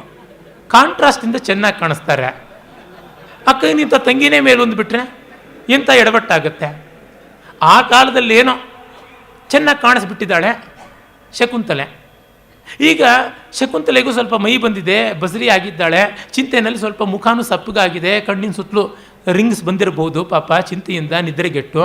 ಪ್ರೇಮವದಿ ಇನ್ನೂ ಠಾಕ್ಟೀಕಾಗಿ ಚೆನ್ನಾಗಿ ಕಾಣಿಸಿದ್ದಿರ್ಬೋದು. ಇವಳು ಇರಲಿ ಅಂದ್ಬಿಟ್ರೆ ದುಷ್ಯಂತ ಮತ್ತು ಯಾವ ಗತಿ? ಹೇಳಿ ಕೇಳಿ ರಾಜಾನೋ ಬಹುವಲ್ಲಭ.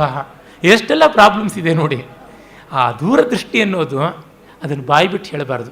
ಅಮ್ಮ ಇವ್ರಿಗೂ ಮದುವೆ ಆಗಬೇಕು, ಅಲ್ಲಿ ಮತ್ತೆ ನೋಡಿ ನೀನು ಸ್ವತಂತ್ರ ವಹಿಸಿಬಿಟ್ಟೆ, ನಾನು ತಾಳ್ಕೊಂಡೆ, ಇವರ ಅಪ್ಪ ಮಾತಾಡ್ತಾರೆ, ಪೊರಕೆ ತಗೋತಾರೆ. ಎಷ್ಟೆಲ್ಲ ಧ್ವನಿಗಳು ಉಂಟು. ಮಹಾಕವಿ ಅದನ್ನೆಲ್ಲ ನಮ್ಮ ಮನಸ್ಸಿಗೆ ತಂದು ಕೊಡ್ತಾನೆ. ಹಾಗಾಗಿ ಸಲ್ಲದು. ಮತ್ತು ಆಶ್ರಮದಲ್ಲಿರೋ ಹುಡುಗಿರೆಲ್ಲನೂ ಯಾವ ಶ್ರಮವೂ ಇಲ್ಲದೆ ನಿರ್ಯಾತ ಆಗಿಬಿಟ್ರೆ, ಎಕ್ಸ್ಪೋರ್ಟ್ ಆಗಿಬಿಟ್ರೆ ಆಶ್ರಮದ ಗಂಡುಗಳಿಗೇನು ಶಾರಂಗರ್ವ ಶಾರದ್ವತ ಬಾಯಿ ಬಡ್ಕೋಬೇಕಾ? ಈಗ ಆಗ್ತಿದೆಯಲ್ಲ.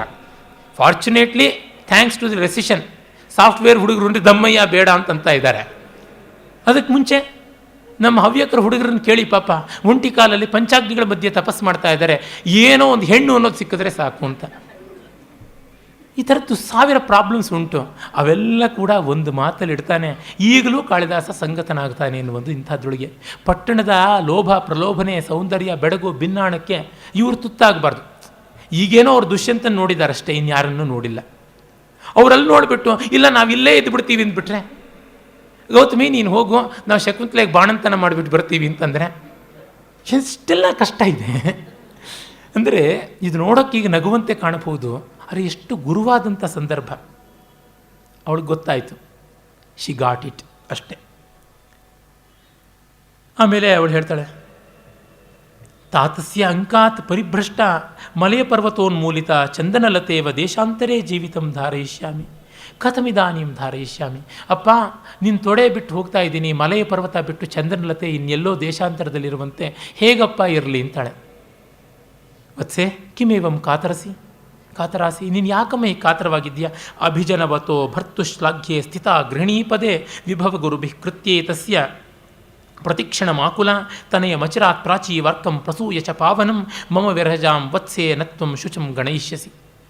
ರೇರ್ಲಿ ಬಳಸ್ತಕ್ಕಂಥದ್ದು ಕಾಳಿದಾಸ ಹರಿಣಿ ಛಂದಸ್ಸು. ಇಲ್ಲಿ ಹರಿಣಿ ಛಂದಸ್ಸು ಬಂದಿದೆ. ತುಂಬ ಅಸರ್ಟಿವ್ ಮೀಟರ್, ಓಡುತ್ತೆ, ಹಾರು ಏರು ಜೋರು ಎಲ್ಲ ಇದೆ. ಏನಮ್ಮ ನನ್ನ ಬಗ್ಗೆ ಯೋಚನೆ ಮತ್ತೇನು ಅಂತ ಏನಿಲ್ಲ. ಒಳ್ಳೆಯ ಗಂಡನ ಪಡ್ಕೊಂಡಿದ್ದೀಯ. ಅಭಿಜನವತಃ ಭರ್ತು ಶ್ಲಾಘ್ಯೇ ಗೃಹಿಣೀ ಪದೇ ಸ್ಥಿತ. ಒಳ್ಳೆಯ ಗಂಡನ ಮನೆಯಲ್ಲಿ ಶ್ಲಾಘ್ಯವಾಗಿ ಗರತಿಯಂತೆ ಬಾಳ್ತೀಯ. ವಿಭವ ಗುರುಭಿ ಸೌಭಾಗ್ಯದ ಸಂತೋಷದ ಅಲೆಗಳ ಮೇಲೆ ತೇಲಿಕೊಂಡು ಹೋಗ್ತೀಯ. ಹಾಗೆಯೇ ಕೃತ್ಯೈಹಿ ಆ ಮನೆ ಬಾಳ್ತೆ ಇದೆಯಲ್ಲ, ರಾಣಿಯ ತನ ಯಾವುದಿದೆ, ರಾಜ್ಞಿ ಪದವಿ, ಆ ಪದವಿಯಲ್ಲಿ ಪ್ರತಿಕ್ಷಣ ಮಾಕುಲ. Will be always engaged. ಒಂದು ದೊಡ್ಡ ಸಂಸಾರ ಅಲ್ಲ, ಒಂದು ದೊಡ್ಡ ನಗರ ಅಲ್ಲ, ಒಂದು ಸಾಮ್ರಾಜ್ಯವನ್ನು ನೋಡ್ಕೊಳ್ಬೇಕಾಗುತ್ತೆ ನೀನು. ಅಷ್ಟು ಮಾತ್ರವಲ್ಲ, ತನಯ ಮಚಿರಂ ಪ್ರಾಚೀ ವಾರ್ಕಂ ಪ್ರಸೂಯ ಚ ಪಾವನಂ. ಪಾವನನಾದಂಥ ವಂಶೋದ್ದೀಪಕನಾದ ಕುಲೋದ್ಧಾರಕನಾದಂಥ ಮಗನನ್ನು ಪೂರ್ವ ದಿಕ್ಕು ಸೂರ್ಯನನ್ನು ಹೆಡೆದಂತೆ ಹಡಿತೀಯ. ಮಮ ವಿರಹಜಾಂ ವತ್ಸೆ ನತ್ವಂ ಶುಚಂ ಗಣಯಿಷ್ಯಸಿ. ನನ್ನ ವಿರಹದ ಶೋಕ ನಿನಗೇನು ಇರೋಲ್ಲ. ಅಯ್ಯೋ ಈಗೆಲ್ಲ ಗೋಳಾಡ್ತೀಯ, ಗಂಡನ ಮನೆಗೆ ಹೋದರೆ ಮರೀತೀಯ ಅನ್ನುವುದನ್ನು ಎಷ್ಟು ಚೆನ್ನಾಗಿ ಹೇಳ್ತಾ ಇದ್ದಾನೆ ನೋಡಿ. ತುಂಬ ದೊಡ್ಡ ಬದುಕು ನಿನಗಿದೆಯಮ್ಮ, ಹಳೇದನ್ನು ನೆನೆಸ್ಕೊಂಡು ಗೋಳಾಡೋಕ್ಕೆ ಟೈಮ್ ಇಲ್ಲ ಅಂತಂತ ಇದ್ದಾನೆ. ಇನ್ನೇನು ಹೇಳ್ತಾಳೆ? ಅಪ್ಪ ನಮಸ್ಕಾರ ಅಂತಂತಾಳೆ. ಯದಿಚ್ಛಾಮಿ ತೇ ತದಸ್ತು. ನೋಡಿ, ನಿನಗೇನಿಷ್ಟ ಇದೆಯೋ ಅದಾಗಲಿ ಇನ್ನೊಲ್ಲ, ನಿನ್ನ ಬಗ್ಗೆ ನನಗೇನಿಷ್ಟ ಇದೆಯೋ ಅದಾಗಲಿ ಅಂತ ಆಶೀರ್ವಾದ ಮಾಡ್ತಾನೆ. ಅಂದರೆ ನಿನಗೇನಿಷ್ಟ ಇದೆ, ಈಗ ಹೋದ ತಕ್ಷಣ ದುಷ್ಯಂತ ನಿನ್ನನ್ನು ಆರತಿ ಎತ್ತಿ ಉಪ್ಪಾರತಿ ಸೊಪ್ಪಾರತಿ ಮಾಡಿ ಒಳಕ್ಕೆ ಅಂದಣದಲ್ಲಿ ಕೂಡಿಸ್ಕೊಂಡು ಮೆರವಣಿಗೆ ಮಾಡಿ ಸಿಂಹಾಸನದ ಮೇಲೆ ಕೂಡಿಸ್ಕೊಳ್ಬೇಕು ಅಂತೆಲ್ಲ ಇರಬಹುದು. ಅದಾಗುತ್ತೋ ಇಲ್ವೋ ಗೊತ್ತಿಲ್ಲ. ನಾನು ಅಂದುಕೊಂಡ್ರು ನಿನಗೆ ಶ್ರೇಯಸ್ಸಾಗಲಿ ಅಂತ. ಶ್ರೇಯಶ್ಚ ಪ್ರೇಯಶ್ಚ ಧೀರ ಶ್ರೇಯೋ ವೃಣೀತೆ ಅನ್ಯತರಂ ಅಧೀರ. ಧೀರನಾದವನು ಶ್ರೇಯಸ್ಸನ್ನು ಬಯಸಿದರೆ, ಅಧೀರನಾದವನು ಅವಿವೇಕಿ ಆದವನು ಪ್ರೇಯಸ್ಸನ್ನು ಬಯಸ್ತಾನೆ. ನಾನು ನಿನ್ನ ಶ್ರೇಯಸ್ಸು ಬಯಸ್ತಾ ಇದ್ದೀನಿ ಎನ್ನುವಂಥದ್ದು.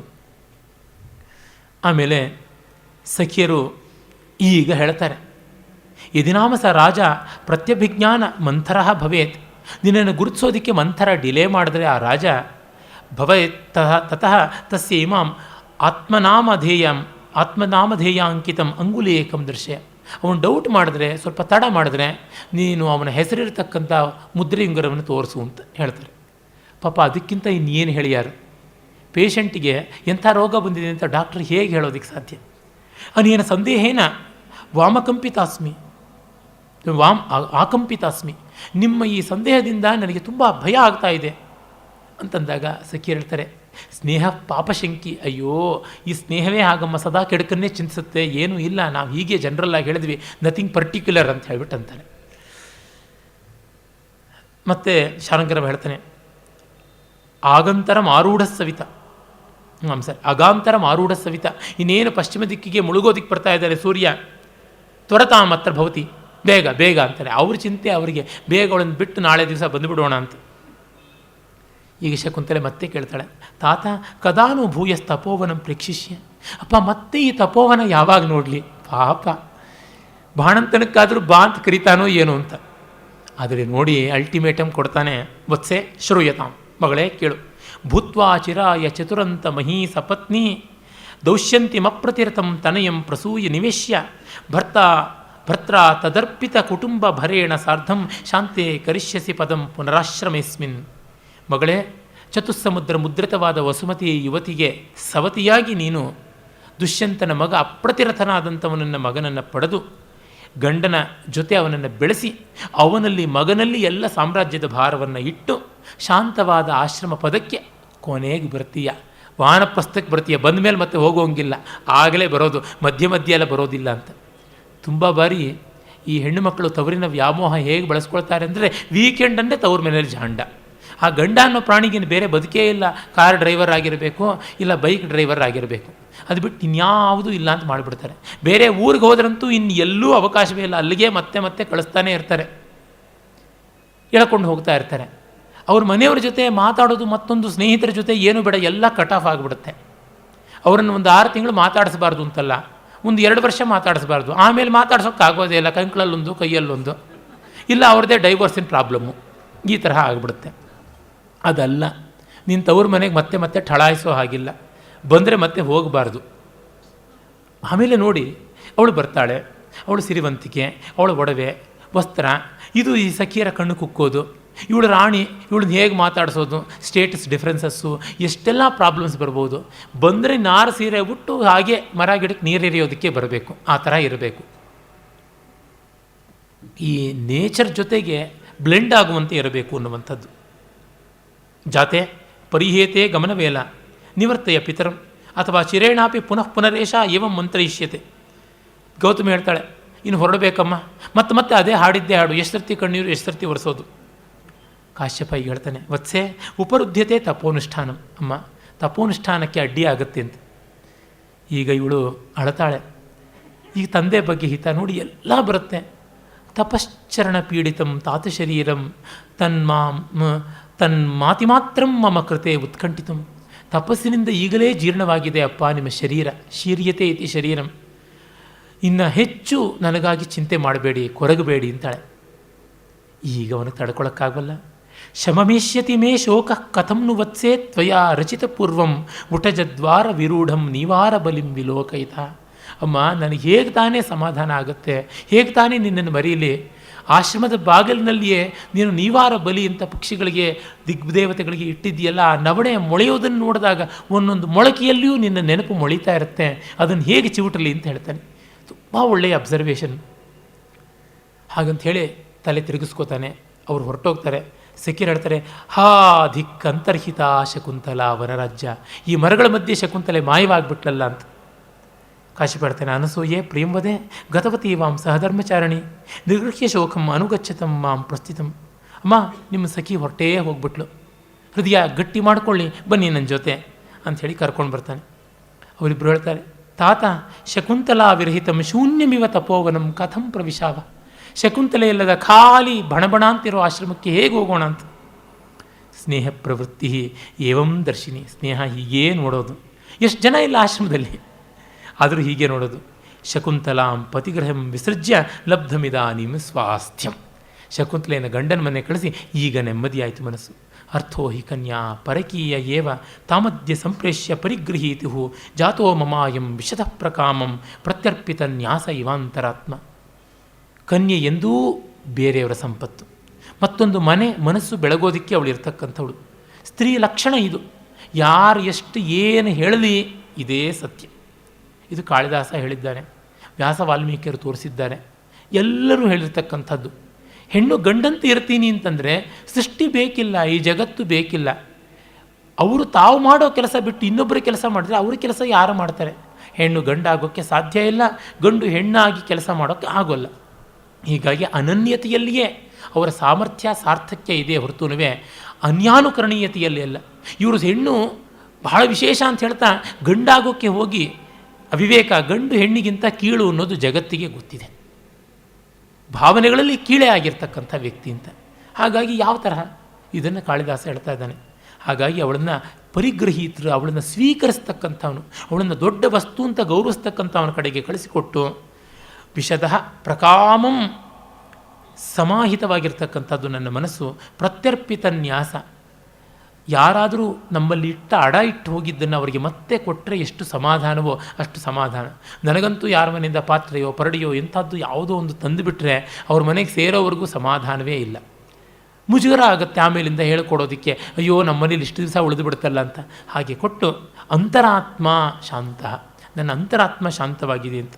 ಇಲ್ಲಿ ನೋಡಿ ಮಂತ್ರಶಾಸ್ತ್ರದ ಶಬ್ದಗಳು ಅಂತರಾತ್ಮ, ನ್ಯಾಸ, ಪರಿಗ್ರಹ, ಅರ್ಥ ಇತ್ಯಾದಿಗಳೆಲ್ಲ ಆ ಒಂದು ತಂತ್ರಶಾಸ್ತ್ರದ ಮಂತ್ರಶಾಸ್ತ್ರದ ಶಬ್ದಗಳಿಂದಲೇ ಸಮಾಪ್ತಿ ಮಾಡ್ತಾನೆ ಅವನು. ಹಾಗೆ ಹೊರಡೋದ್ರಿಂದ 4ನೇ ಅಂಕ ಮುಗಿಯುತ್ತೆ. ಇನ್ನು 5ನೇ ಅಂಕದ ಆರಂಭವಾಗುತ್ತೆ. 5ನೇ ಅಂಕ ಫುಲ್ ಆಫ್ ಆ್ಯಕ್ಷನ್. 4ನೇ ಅಂಕದಲ್ಲಿ ಫುಲ್ ಆಫ್ ಎಮೋಷನ್ಸ್ ಇದ್ದರೆ 5ನೇ ಅಂಕದಲ್ಲಿ ಫುಲ್ ಆಫ್ ಆ್ಯಕ್ಷನ್. ನಗರ ಹೇಗಿರುತ್ತೆ, ಆಶ್ರಮ ಹೇಗಿರುತ್ತೆ ಅನ್ನುವ ಕಾಂಟ್ರಾಸ್ಟು ಇಲ್ಲಿದೆ.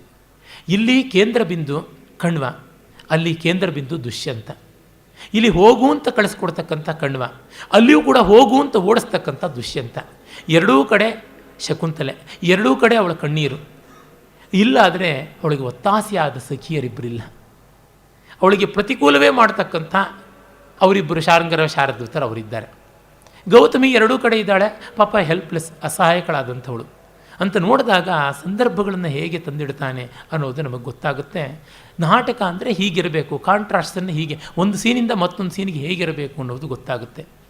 ಇಲ್ಲಿ ಪೂರ್ತಿ ವಾತ್ಸಲ್ಯದ ಮಡು ಇದ್ದರೆ ಅಲ್ಲಿ ಧರ್ಮವೀರ, ಕಾರುಣ್ಯ ಮತ್ತು ಕ್ರೋಧ ಇವುಗಳೇ ಬರ್ತಾ ಇವೆ. 5ನೇ ಅಂಕ ಆರಂಭವಾಗುತ್ತೆ. ಅದು ಶರತ್ಕಾಲದ ದಿನ. ಇವರು ಹೊರಟಿದ್ದಾರಲ್ಲ, ಅದರ ಮಾರನೇ ದಿವಸವೋ ಇರಬೇಕು. 1-2 ದಿವಸದಲ್ಲಿ ಪ್ರಯಾಣ ಹಸ್ತಿನಾವತಿಯನ್ನು ತಲುಪುವಂಥದ್ದಾಗಿರುತ್ತೆ. ಅಲ್ಲಿ ನೋಡಿ, ಬೆಳಗಿನ ಹೊತ್ತು ಪ್ರಾತಃ ಕಾಲ ಅಂತ ಗೊತ್ತಾಗುತ್ತೆ. ಆ ಪ್ರಾತಃ ಕಾಲದಲ್ಲಿ ವಿದೂಷಕ ಮತ್ತು ರಾಜ ಇಬ್ಬರೂ ಕೂಡ ಅಂತಃಪುರದ ಒಂದು ಭಾಗದಲ್ಲಿ ಕೂತಿದ್ದಾರೆ. ನರ್ತನ ಶಾಲೆ, ಸಂಗೀತ ಶಾಲೆ ಪಕ್ಕದಲ್ಲೇ ಇದೆ. ಅದು ನಮಗೆ ಸೀನ್ ಹೇಗಿದೆ ಅಂತ ಅನ್ನೋದು ಗೊತ್ತಾಗಬೇಕು, ಸೆಟ್ಟಿಂಗ್ ಯಾವ ಥರದ್ದು ಅಂತ. ಆಕಾಶದಲ್ಲಿ ರಾಗಾಲಾಪನೆ ಕೆಡಿಸುತ್ತೆ. ವಿದೂಷಕ ಮತ್ತು ರಾಜ ಇಬ್ಬರೇ ಇದ್ದಾರೆ. ಆಗ ವಿದೂಷಕ ಹೇಳ್ತಾನೆ ರಾಜನಿಗೆ, ಭೋ ವಯಸ್ಸ್ಯ ಸಂಗೀತ ಶಾಲಾಂತರೇ ಅವಧಾನಂ ದೇಹಿ. ನೋಡು, ಸಂಗೀತ ಶಾಲೆ ಕಡೆಗೆ ಕಿವಿಗುಡು. ಲಯವಿಶುದ್ಧಯ ಗೀತೆ ಸ್ವರ ಸಂಯೋಗ ಶ್ರೂಯತೆ. ಲಯಶುದ್ಧವಾಗಿ ಆ ಒಂದು ಗೀತಿ ಹಾಡು ಬರ್ತಾ ಇದೆ, ಸ್ವರ ಸಂಯೋಗ ಒಳ್ಳೆ ಟ್ಯೂನ್ಡ್ ಆಗಿರುವ ಹಾಡು ಬರ್ತಾ ಇದೆ. ಕಾಳಿದಾಸನಿಗೆ ಇವೆಲ್ಲ ಶಬ್ದಗಳು ಬಳಸೋದ್ರೊಳಗೇ ಅವನ ಸಂಗೀತ ಶಾಸ್ತ್ರದ ವೈದುಷ್ಯ ಎಂಥದ್ದು ಅಂತ ಗೊತ್ತಾಗುತ್ತೆ. ಲಯವಿಶುದ್ಧಿ, ಅವನ ತಾಳಕ್ಕಿಂತ ಲಯವನ್ನು ಹೆಚ್ಚು ಬಯಸುವನು. ಮತ್ತು ಶ್ರುತಿ, ಲಯ, ಸ್ವರ ಅವುಗಳು ಚೆನ್ನಾಗಿರಬೇಕು. ತತ್ರ ಭವತಿ ಹಂಸಪದಿಕ ವರ್ಣಪರಿಚಯಂ ಕರೋತಿ. ಹಂಸಪದಿಕೆ ಇವನ ಗರ್ಲ್ ಫ್ರೆಂಡು, ಮದುವೆ ಆದಂಥ ರಾಣಿ ಅಂತಲ್ಲ, ಇಷ್ಟಪಟ್ಟಂಥವಳು. ಪ್ರಾಯಶಃ ಅವಳು ಸಂಗೀತ ನೃತ್ಯಾದಿಗಳಲ್ಲಿ ಕೋವಿದಿಯಾದಂಥ ಕಲಾವಿದೆ ಇರಬೇಕು. ಶಿಲ್ಪದಾರಿಕೆ ಅಂತ ಕರೀತಾರೆ ಅಂಥವ್ರನ್ನ. ಅಂಥವಳು ಒಳ್ಳೆಯ ಗಣಿಕೆ ವಾರಸ್ತ್ರಿ ಅಂತ ಹೇಳ್ಬೋದು. ಆ ರೀತಿಯಾದವಳು ಅವಳು ಹಂಸಪದಿಕ, ಹಂಸಗಳಂತೆ ಅವಳ ಹೆಜ್ಜೆ. ವರ್ಣಪರಿಚಯಂ ಕರೋತಿ. ವರ್ಣಪರಿಚಯ ಅಂತಂದರೆ ಸಂಗೀತಾಭ್ಯಾಸ ಅಂತ ಅರ್ಥ. ವರ್ಣಕ ಅಂತಂದರೆ ಬಣ್ಣ ಅಂತಲೂ ಅರ್ಥ ಇದೆ, ಸಂಗೀತ ಅಂತಲೂ ಅರ್ಥ ಇದೆ, ಹಾಡು ಅಂತಲೂ ಅರ್ಥ ಇದೆ. ಅನೇಕ ಅರ್ಥಗಳಲ್ಲಿ ಬರ್ತವೆ. ಆ ಹಾಡೋಕ್ಕೆ ಮುಂಚೆ ಆಲಾಪನೆ ಮಾಡ್ತಾರೆ, ಮಾಡಿ ಹಾಡ್ತಾರೆ.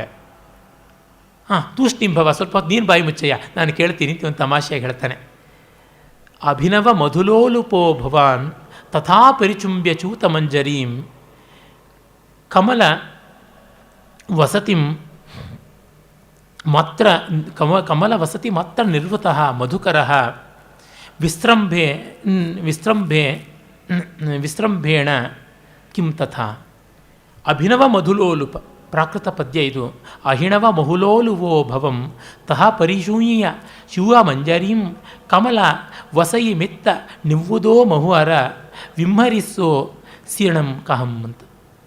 ಹೇ ಭ್ರಮರ, ಮಧುಕರ, ನೀನು ಅಭಿನವ ಮಧುಲೋಲುಪ. ಅಭಿನವ ಅಂದರೆ ಬ್ರ್ಯಾಂಡ್ ನ್ಯೂ, ಹೊಸ ಹೊಸ ಮಧುಗಳಲ್ಲಿ ಲೋಲುಪನಾಗಿದ್ದೀಯ ನೀನು. ತಥಾ ಪರಿಚುಂಬ್ಯ ಚೂತ ಮಂಜರೀಂ, ಹಾಗೆ ಮಾವಿನ ಹೂಗಳನ್ನು ಮುದ್ದಿಸಿ, ಕಮಲ ವಸತಿ ಮಾತ್ರ ನಿರ್ವೃತ, ಕಮಲದಲ್ಲಿ ಮಾತ್ರ ನಿರ್ವೃತನಾಗಿ ಇನ್ನೆಲ್ಲ ಚಿಂತೆ ಬಿಟ್ಟು ಅಲ್ಲಿ ನಿಲೀನನಾಗಿದ್ದೀಯಲ್ಲ, ಮರೆತು ಬಿಟ್ಟಿಯಲ್ಲ. ಹೇಗೆ? ನಾನು ಜ್ಞಾಪಕ ಆಗ್ತಾ ಇಲ್ಲ, ಅದು ಹೇಗೆ ನಿನಗೆ ಮನಸ್ಸಾಯಿತು ಅಂತ. ಇದು ಅನ್ಯಾಪದೇಶ, ಅಪ್ರಸ್ತುತ ಪ್ರಶಂಸಾ ಅಲಂಕಾರ ಇಲ್ಲಿದೆ. ಅಹೋ ರಾಗ ಪರಿವಾಹಿಣೀ ಗೀತಿ, ಇದರ ರಾಗ ಎಷ್ಟು ಚೆನ್ನಾಗಿದೆ ಅಂತ ರಾಜ ಹೇಳ್ತಾನೆ. ಅದರ ಸಂಗೀತವನ್ನು ಮೆಚ್ಚಿದ, ಸಾಹಿತ್ಯ ಗೊತ್ತಾಗಲಿಲ್ಲ. ವಿದೂಷಕ ಕೇಳ್ತಾನೆ, ಕಿಂ ತಾವತ್ ಗೀತೆಯರವಗತಃ ಅಕ್ಷರಾರ್ಥ. ಇದರ ಅರ್ಥ ಗೊತ್ತಾಯ್ತಾ ಅಂತ ಕೇಳ್ತಾನೆ. ತಕ್ಷಣ ಅವನಿಗೆ ಅರ್ಥ ಆಗುತ್ತೆ. ಗೊತ್ತಾಯಿತು, ವಸುಮತಿ ಅವಳು ಪಟ್ಟಮಹಿಷಿ, ಅವಳಲ್ಲಿ ಇವನು ಹೆಚ್ಚು ಭಕ್ತನಾಗಿದ್ದಾನೆ, ಗೌರವದಿಂದ ಇದ್ದಾನೆ ಅಂತ ಹೇಳಿಬಿಟ್ಟಿದನು. ಅವಳು ಈಗ ವ್ಯಂಗ್ಯ ಮಾಡ್ತಾ ಇದ್ದಾಳ. ಮಾಢವ್ಯ ಮದ್ವಚನ ದುಚ್ಚಿತಾಂ ಹಂಸಪತಿಕ ನಿಪುಣಂ ಉಪಾಲಬ್ಧೋಸ್ಮಿತಿ. ನನ್ನ ಮಾತಾಗ ಹಂಸಪತಿಗೆ ಹೇಳು, ಭಾಳ ಜಾಣತನದಿಂದ ಬೈದಿದ್ದೀಯಾ ಅಂತ. ಉಪಾಲಂಬ ಅಂದರೆ ಬೈಗಳು. ಯು ಹ್ಯಾವ್ ಕ್ಲೆವರ್ಲಿ ಸ್ಕೋಲ್ಡೆಡ್ ಮೀ ಅಂತ ಹೇಳು ಅಂತ. ಅಯ್ಯೋ, ನಾನು ಹೋಗಿ ಹೇಗಪ್ಪ ಹೇಳಿ, ಕರಡಿ ಬಾಯಿಗೆ ಸಿಕ್ಕಾಕೊಂಡಂಗಾಯಿತು, ಜುಟ್ಟು ಹಿಡಿದು ಬಡಿತಾಳೆ ನನ್ನನ್ನು. ಶಿಖಂಡಕ್ಕೆ ತಾಡ್ಯಮಾನಸ್ಯ ಅಪ್ಸರಸ ವೀತರಾಗಸ್ಯವ ನಾಸ್ತಿದಾನಿ ಮೋಕ್ಷ. ನನಗೆ ಕಷ್ಟ ಅಂತಂತಾನೆ. ಗಚ್ಚ ನಾಗರಿಕ ವೃತ್ತಿಯ ಸಂಜ್ಞಾಪಯೇನ. ಹೋಗಿ ನಾಗರಿಕ ವೃತ್ತಿಯ ಅರ್ಬನ್ ಡೆಲಿಕೆಸಿ, ಅಲ್ಲಿಂದ ಅರ್ಬನ್ ಎಟಿಕೇಟ್, ನಾಗರಿಕ ಶಿಷ್ಟಾಚಾರದಿಂದ ಹೇಳಯ್ಯ ಅಂತ. ಕಾ ಗತಿ, ಇನ್ನೇನು ಗತಿ, ನಾನು ನಿನಗೆ ಇದಕ್ಕೆ ತಾನೇ ಇರೋದು ಅಂತ. ವಿದೂಷಕ ಧರ್ಮ ಸಚಿವ, ಇಂಥ ಲವ್ ಅಫೈರ್ಸಲ್ಲೇ ಅವನ ಕೆಲಸ. ಅವನು ಹೊರಟೋಗ್ತಾನೆ. ಅವನನ್ನು ಕಳಿಸಿದ್ದು ಯಾಕೆ? ಅವನೇ ಇದ್ದಿದ್ದರೆ ಈಗ ಶಕುಂತಲೆ ಇತ್ಯಾದಿಯವರೆಲ್ಲ ಬರ್ತಾರೆ, ಓ ನನ್ನೆದುರಿಗೆ ಶಕುಂತಲೆ ಬಗ್ಗೆ ಹೇಳಿದೆಯಲ್ಲಪ್ಪ, ಇವಳೇ ಬಂದಿದ್ದಾಳೆ ಅಂತ ಜ್ಞಾಪಿಸಿಕೊಡ್ಬೋದು. ಅದಕ್ಕೆ ಅವನು ಇರಬಾರದು. ಅಂದರೆ ವಿಧಿ ಯಾವ ಥರ ಡೆಸರ್ಟ್ ಮಾಡಿಬಿಡುತ್ತೆ ಸಂದರ್ಭ ಬಂದಾಗ ಅಂತ ತೋರಿಸುವುದು ವಿಧಿ ವ್ಯಾಪಾರ. ಇವನಾಗಿ ಕಳಿಸ್ಕೊಡ್ತಾನೆ. ಇವನಾಗಿ ಪರಿಹಾಸ ವಿಜಲ್ಪಿತಂ ಅಂತ ಹೇಳಿದ್ದ, ಅದು ಮಾತಲ್ಲಿ ಹೇಳಿದ್ದು, ಈಗ ಕೃತಿಯಲ್ಲಿ ಕಳಿಸ್ಕೊಡೋದು. ಈ ಥರದ ಆ ಐರನಿಯನ್ನು ಬಿಲ್ಡಪ್ ಮಾಡ್ತಾನೆ. ಆದರೆ ಈ ಥರ ಹಾಡು ಕೇಳ್ತಾ ಇವನ ಮನಸ್ಸಿಗೆ ಒಂದು ವ್ಯಾಕುಲತೆ ಬರುತ್ತೆ. ಕಿನ್ನು ಖಲು ಗೀತಂ ಏವಂ ವಿಧಮಾಕರ್ಣ್ಯ ಇಷ್ಟ ಜನ ವಿರಹಾದೃತೇಪಿ ಬಲವದ್ ಉತ್ಕಂಠಿತೋಸ್ಮಿ. ಇದೇನು ಆತ್ಮೀಯರ ವಿರಹ ಏನೂ ಇಲ್ಲಿಲ್ಲ ನನಗೆ, ಆದರೂ ಈ ಹಾಡು ಕೇಳಿದಾಗ ಏನೋ ನೋವಾಗುತ್ತಲ್ಲ ಅಂತ. ಅವಳು ಹೇಗೆ ಹಾಡಿದ್ದಿರ್ಬೋದು ಗೊತ್ತಾಗೋದು ಕಷ್ಟ. ಒಮ್ಮೆಯಂತೂ ನಮ್ಮ ವಿದುಷಿ TS ಸತ್ಯವತಿಯವರು ಈ ಅಭಿನವ ಮಧುಲೋಲುಪ ಹಾಡನ್ನು ಸಿಂಧು ಭೈರವಿ ರಾಗದಲ್ಲಿ ಹಾಡಿದರು. ಬಹಳ ಚೆನ್ನಾಗಿ ಹಾಡಿದರು. ಇನ್ಫ್ಯಾಕ್ಟ್ ಕಾಳಿದಾಸನಲ್ಲಿ ಸಂಗೀತ ಅಂತ ಅವರೊಂದು ಭಾಷಣ ಮಾಡ್ತಾರೆ, ಬಹಳ ಚೆನ್ನಾಗಿರುತ್ತೆ ಸೋದಾಹರಣ ಭಾಷಣ. ಅಲ್ಲಿ ಅವರು ತಥಾ ಪರಿಚುಂಬ್ಯ ಅನ್ನೋದನ್ನೆಲ್ಲ ಬಹಳ ಒಳ್ಳೆಯ ಸಂಗತಿ ಅಂತ ಹೇಳಿದರು. ಸ್ವಯಂ ಸಂಗೀತ ಸಾಹಿತ್ಯ ಎರಡೂ ಗೊತ್ತಿರೋದ್ರಿಂದ ಅವರು ಆ ಕೃತಿಯ ಅರ್ಥ ಸ್ವಾರಸ್ಯಗಳನ್ನೆಲ್ಲ ಗಮನದಲ್ಲಿಟ್ಟುಕೊಂಡು ಹೇಳಬಲ್ಲಂಥ ಪ್ರೌಢಿಮೆ ಹೊಂದಿದವರು. ಅನುಭವಿಸಿ ಹಾಡಬೇಕು, ಆಗ ಆಗುತ್ತೆ. ಇವನಿಗೆ ಅದೊಂದು ವ್ಯಾಕುಲತೆ ಬಂದಿದೆ. ರಮ್ಯಾಣಿ ವೀಕ್ಷ ಮಧುರಾಂಶ ನಿಶಮ್ಯ ಶಬ್ದಾನ್ ಪರ್ಯುತ್ಸುಕೀ ಭವತಿ ಯತ್ಸುಖಿತೋಪಿ ಜಂತು ತಚ್ಚೇತಸಾ ಸ್ಮರತಿ ನೂನಂ ಅಬೋಧಪೂರ್ವಂ ಭಾವಸ್ಥಿರಾಣಿ ಜನಾಂತರ ಸೌಹೃದಾನಿ. ಇದು ಒಂದು ಪದ್ಯ ಕಾಳಿದಾಸನ ಇಮ್ಮಾರ್ಟಲ್ ಮಾಸ್ಟರ್ ಪೀಸಸ್ಸಲ್ಲಿ ಒಂದಾಗಿದೆ. ಶ್ಲೋಕ ಚತುಷ್ಟಯಕ್ಕೆ ಕೋಟಿ ಪಟ್ಟು ದೊಡ್ಡದಾದದ್ದು. ಇಡೀ ರಸಸಿದ್ಧಾಂತ ಇಲ್ಲಿ ಅಡಗಿದೆ ಅಂತ ಅಭಿನವ್ ಗುಪ್ತ ತೋರಿಸ್ತಾನೆ. ಹಿಂದೆ ಇದನ್ನೆಲ್ಲ ವಿಸ್ತರಿಸಿದ್ದ ಕಾರಣ ನಾನು ಮತ್ತೆ ವಿಸ್ತರಿಸೋಕ್ಕೆ ಹೋಗೋಲ್ಲ. ಮಧುರವಾದದ್ದನ್ನು ನೋಡಿದಾಗ, ಕೇಳಿದಾಗ, ಅನುಭವಿಸಿದಾಗ, ರಮಣೀಯವಾದದ್ದನ್ನು ಕಂಡಾಗ, ಮಧುರವಾದದ್ದನ್ನು, ಇಂಪಾದದ್ದನ್ನು ಕೇಳಿದಾಗ ನಮ್ಮ ಮನಸ್ಸು ಸಂತೋಷಗೊಂಡರೂ ಕೂಡ ಯಾವುದೋ ಒಂದು ಶೋಕಕ್ಕೆ ಒಳಗಾಗುತ್ತೆ. It's a divine dejection, sweet melancholy, ಮಧುರ ವೇದನೆ ಆಗುತ್ತೆ. ಅದು ಯಾಕೆ? ತಚ್ಚೇತಸಾ ಸ್ಮರತಿ ನೂನಂ ಅಬೋಧಪೂರ್ವಂ. ನಮ್ಮ ತಿಳುವಳಿಕೆಗೂ ಮುಂಚಿನ ಯಾವುದೋ ಒಂದು ಸ್ಥಿತಿ, ಅರಿವಿಗೂ ಮುಂಚಿನ ಎರವಿಗೂ ಮುಂಚಿನ ನಲವು, ಆ ನಲವಿಂದ ವಿಚ್ಛೇದಗೊಂಡಂಥ ಶೋಕ ಇದು ಬರುತ್ತೆ. ಇದು ಯಾವುದೋ ಜನ್ಮಾಂತರದಿಂದ ಬಂದಂಥ ವೇದನೆಯ ಭಾವವೋ ಏನೋ ಅಂತ. ಅಂದರೆ ನಮ್ಮೆಲ್ಲರಲ್ಲಿ ಸಕಲ ಭಾವಗಳು ಇದೆ. ಸ್ಥಾಯಿ ಭಾವ ಅಂತ ಅದನ್ನೇ ಕರಿತೀವಿ. ಅವು ಇದ್ದೇ ಇದೆ. ಯಾರೋ ಯಾವಾಗಲೂ when they touch the tender chords, ಆ ಮೃದು ತಂತ್ರಿಗಳನ್ನು ಮುಟ್ಟಿದಾಗ ಅವು ಅದೇ ಶ್ರುತಿಗೆ, ಅದೇ ಲಯಕ್ಕೆ ಮಿಡಿದು ಎದ್ದು ಬರುತ್ತವೆ. ಅದನ್ನು ಇಲ್ಲಿ ಕವಿ ಹೇಳ್ತಾ ಇದ್ದಾನೆ. ಇದು ಹೇಗೆ ಅಂದರೆ, ನಾವು ಮೂಲತಃ ಸಚ್ಚಿದಾನಂದ ಸ್ವರೂಪಿಗಳೇ, ಯಾವುದೂ ಅಲ್ಲದೆ ನಾವದೇ ಆಗಿರುವುದು, ಕೇವಲ ಬ್ರಹ್ಮಸ್ವರೂಪಿಗಳೇ. ಆದರೆ ಅವಿದ್ಯಾವಶದಿಂದ ನಾವು ಈ ಜಗಜ್ಜಾಲದಲ್ಲಿ ಬಂದು ನಾಮರೂಪಾತ್ಮಕದಲ್ಲಿ ಬಿದ್ದು ಹೋಗಿದ್ದೀವಿ. ಹಾಗೆ ಬಿದ್ದಾಗ ಆ ಸಚ್ಚಿದಾನಂದದ ಒಂದು ಹಂತ, ಒಂದು ಭಾವ, ಒಂದು ಅಂಶ, ಒಂದು ಪೃಷತ್ ಅಂದರೆ ಒಂದು ತುಣುಕು, ಒಂದು ಹನಿ ಅಂತ ಆಗಿರ್ತಕ್ಕಂಥದ್ದು ಕಲಾನಂದ, ರಸಾನಂದ ಬ್ರಹ್ಮಾಸ್ವಾದ ಸಹೋದರ. ಅದು ಬಂದಾಗ ನಮಗೆ ನಮ್ಮ ಸ್ವಸ್ವರೂಪಾನುಸಂಧಾನ ಅಸ್ಪಷ್ಟವಾಗಿ ಗೋಚರವಾಗುತ್ತೆ. ಅಲ್ಲಿ ಇದೆ ನಮ್ಮ ಮನೆ, ಇಲ್ಲಿ ಬಂದೆ ಸುಮ್ಮನೆ ಅಂತ ಒಂದು ಖೇದ ಆಗುತ್ತಲ್ಲ, ಆ ಖೇದವೇ ರಸಾನಂದ ಅಂತ. ಅಂದರೆ ಆ ಪರಿಪೂರ್ಣತೆ ಒಂದು ಕ್ಷಣವಾದರೂ ನಮಗೆ ನೆನಪಿಗೆ ಬಂದಾಗ ಅಯ್ಯೋ ಹೋಯಿತೆ ಆ ನಾಕ, ಅಯ್ಯೋ ಬಂದಿತೆ ಈ ಲೋಕ ಅಂತ ಅನಿಸುತ್ತೆ. ಅದು ಅಂತ ಹೇಳ್ತಾ ಇದ್ದಾನೆ.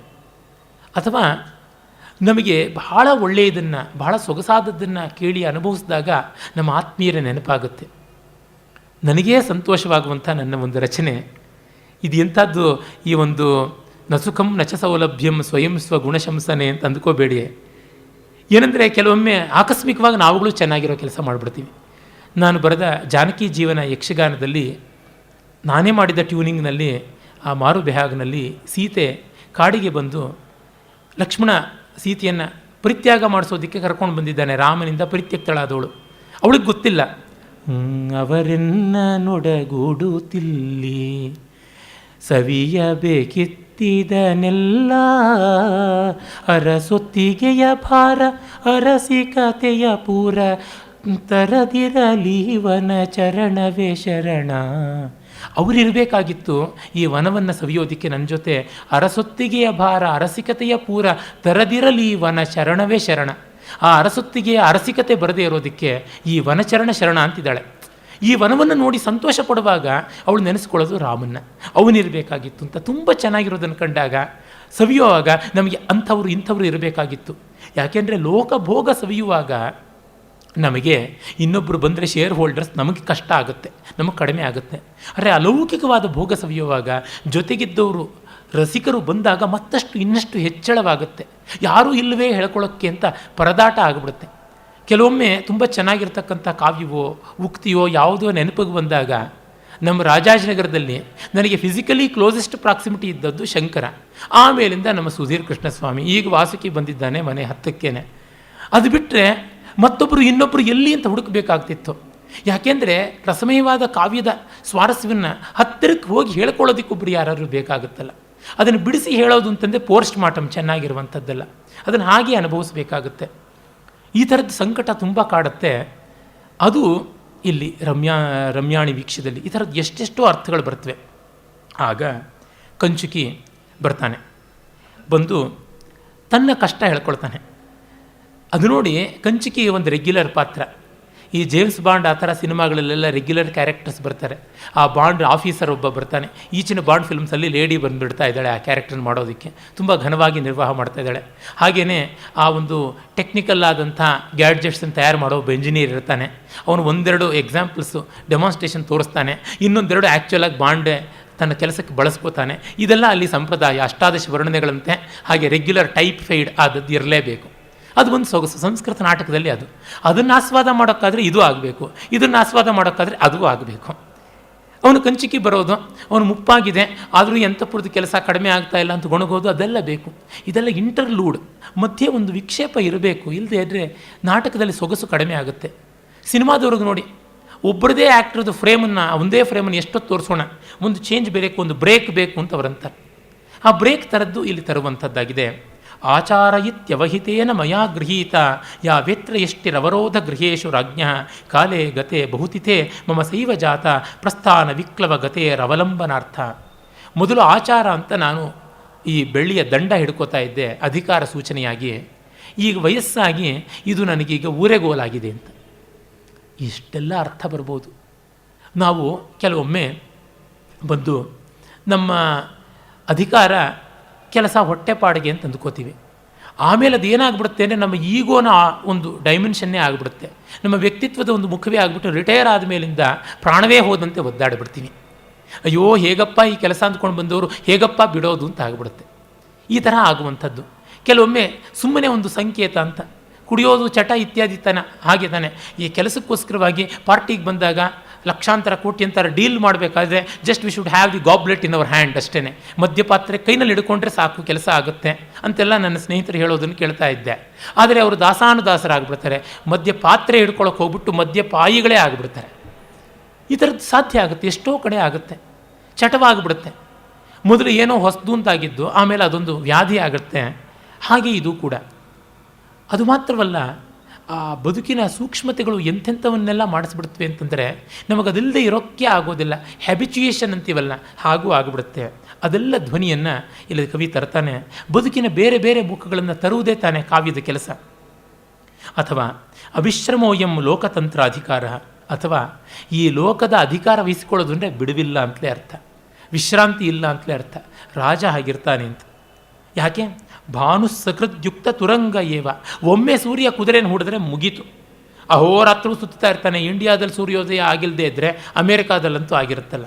ರಾತ್ರಿಂದಿವಂ ಗಂಧವ ಪ್ರಯಾತಿ. ಹಗಲು ರಾತ್ರಿ ಗಾಳಿ ಓಡಾಡ್ತಾನೆ ಇರುತ್ತೆ.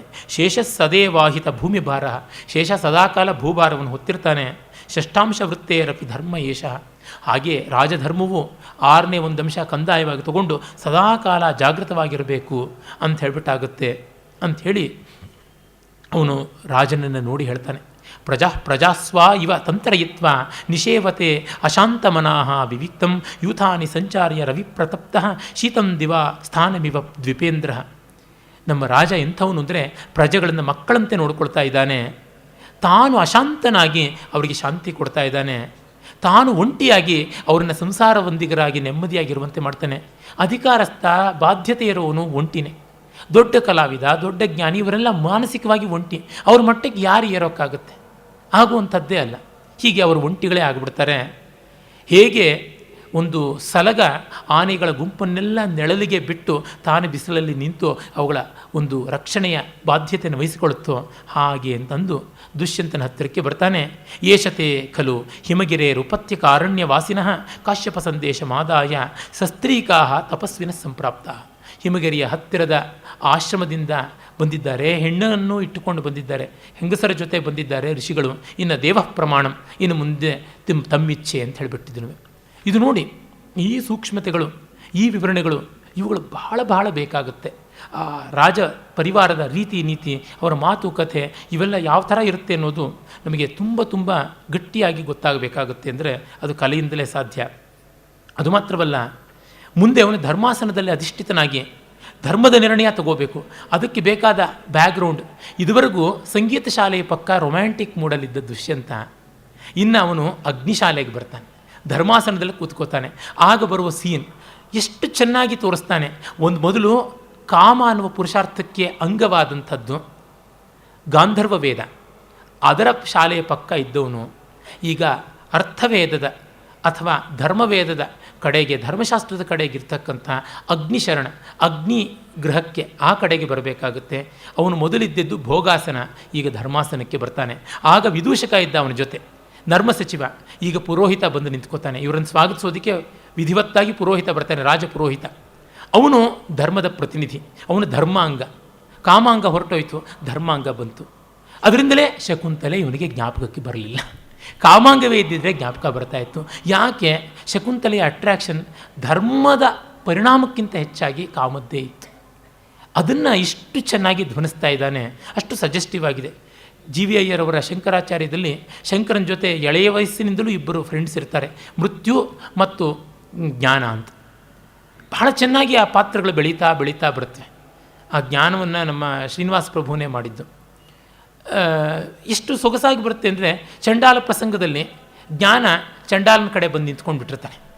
ಹಾಗೆಯೇ ಅವನ ತಾಯಿ ಆರ್ಯಾಂಬೆ, ಶಂಕರರ ತಾಯಿ ತೀರ್ಕೊಳ್ಳೋ ಹೊತ್ತಿಗೆ ಮೃತ್ಯು ನನ್ನ ಕೆಲಸ ಇದೆ ನಾನು ಹೋಗ್ತೀನಿ ಅಂತ ಹೊರಟೋಗ್ಬಿಡ್ತಾನೆ ಅಂತ ಬರುತ್ತೆ. ಅಂದರೆ ಶಂಕರರ ಜೊತೆಗೆ ಎಡಬಿಡದೆ ಹಿಂಬಾಲಿಸಿದ್ದು ಯಾವ ಶಿಷ್ಯರೂ ಅಲ್ಲ, ಚಿಕ್ಕ ವಯಸ್ಸಿಗೆ ತೀರ್ಕೊಂಡ್ರು. 16 ವರ್ಷಕ್ಕೆ ಪ್ರಾಣ ಹೋಗಬೇಕು ಅಂತಿತ್ತಂತೆ. ಭಾಷ್ಯ ಬರೆದಿದ್ರಿಂದ ವ್ಯಾಸರವರಿಗೆ ಇನ್ನು 16 ವರ್ಷ ಆಯುಷ್ಯ ಕೊಟ್ಟರು ಅಂತ ಕಥೆ ಉಂಟು. ಅಂದರೆ ಜ್ಞಾನಿ ಸಾವು ಬೆನ್ನ ಹಿಂದೆ ಬರ್ತಾ ಇದೆಯೋ ಎಂಬಂತೆ ಸರಸರನೆ ತನ್ನ ಕೆಲಸ ಮಾಡಿ ಮುಗಿಸ್ಬಿಡ್ತಾನೆ. ಭೈರಪ್ಪನವರ ಇಲ್ಲಿ ಸಾರ್ಥದಲ್ಲಿ ನೋಡಿ, ಶಂಕರರು ಎಷ್ಟು ಅವಸರವಾಗಿ ಕೆಲಸ ಮಾಡಿದ್ರು, ಯಾವುದೋ ಒಂದು ಗುರಿ ಇದ್ದಂತೆ ವೇಗವಾಗಿ ಮಾಡಿದ್ರು ಅಂತ ಬರುತ್ತೆ. ಅಷ್ಟು ಸೂಚ್ಯಗ್ರವಾಗಿರುತ್ತೆ ಆ ಥರ ಹೋಗುವಂಥದ್ದು. ಜೊತೆಗೆ ಅವ್ರನ್ನ ಹಿಂಬಾಲಿಸಿ ಜ್ಞಾನವೇ ಬಂತು. ಯದ್ವಚನಂ ಶ್ರುತಿ ಸೀಮಾ ಯದ್ರಚನಾ ಶ್ರೀ ಸರಸ್ವತಿ ಧಾಮ ಅಂತ ಶಂಕರರ ಬಗ್ಗೆ ನಮ್ಮ ರಂಗನಾಥ್ ಶರ್ಮರು ಹೇಳಿದ್ರಲ್ಲ, ಹಾಗೆ ಈ ಥರದ ಒಂದು ಸಂಕೇತಗಳನ್ನು ಕಾಳಿದಾಸ ಇಲ್ಲಿ ತಂದಿದ್ದಾನೆ. ಅದು ಈಗ ನನಗೆ ಹೊಳೆದದ್ದು. ಈ ಥರ ಒಂದೊಂದು ಓದಿಗೂ ಹೊಳಿತಾ ಇರುತ್ತೆ. ವಾಚಸ್ಪತಿ ಸಹಸ್ರರಿಂದ ಕೂಡ ಮಹಾಕವಿಯ ಮಾತುಗಳನ್ನು ವಿಶದವಾಗಿ ವಿಸ್ತರಿಸೋಕ್ಕಾಗೋಲ್ಲ. ಕೇವಯಂ ವಶಕಾವರಾಕ. ನಮಸ್ಕಾರ, ನಾಳೆ ನೋಡೋಣ.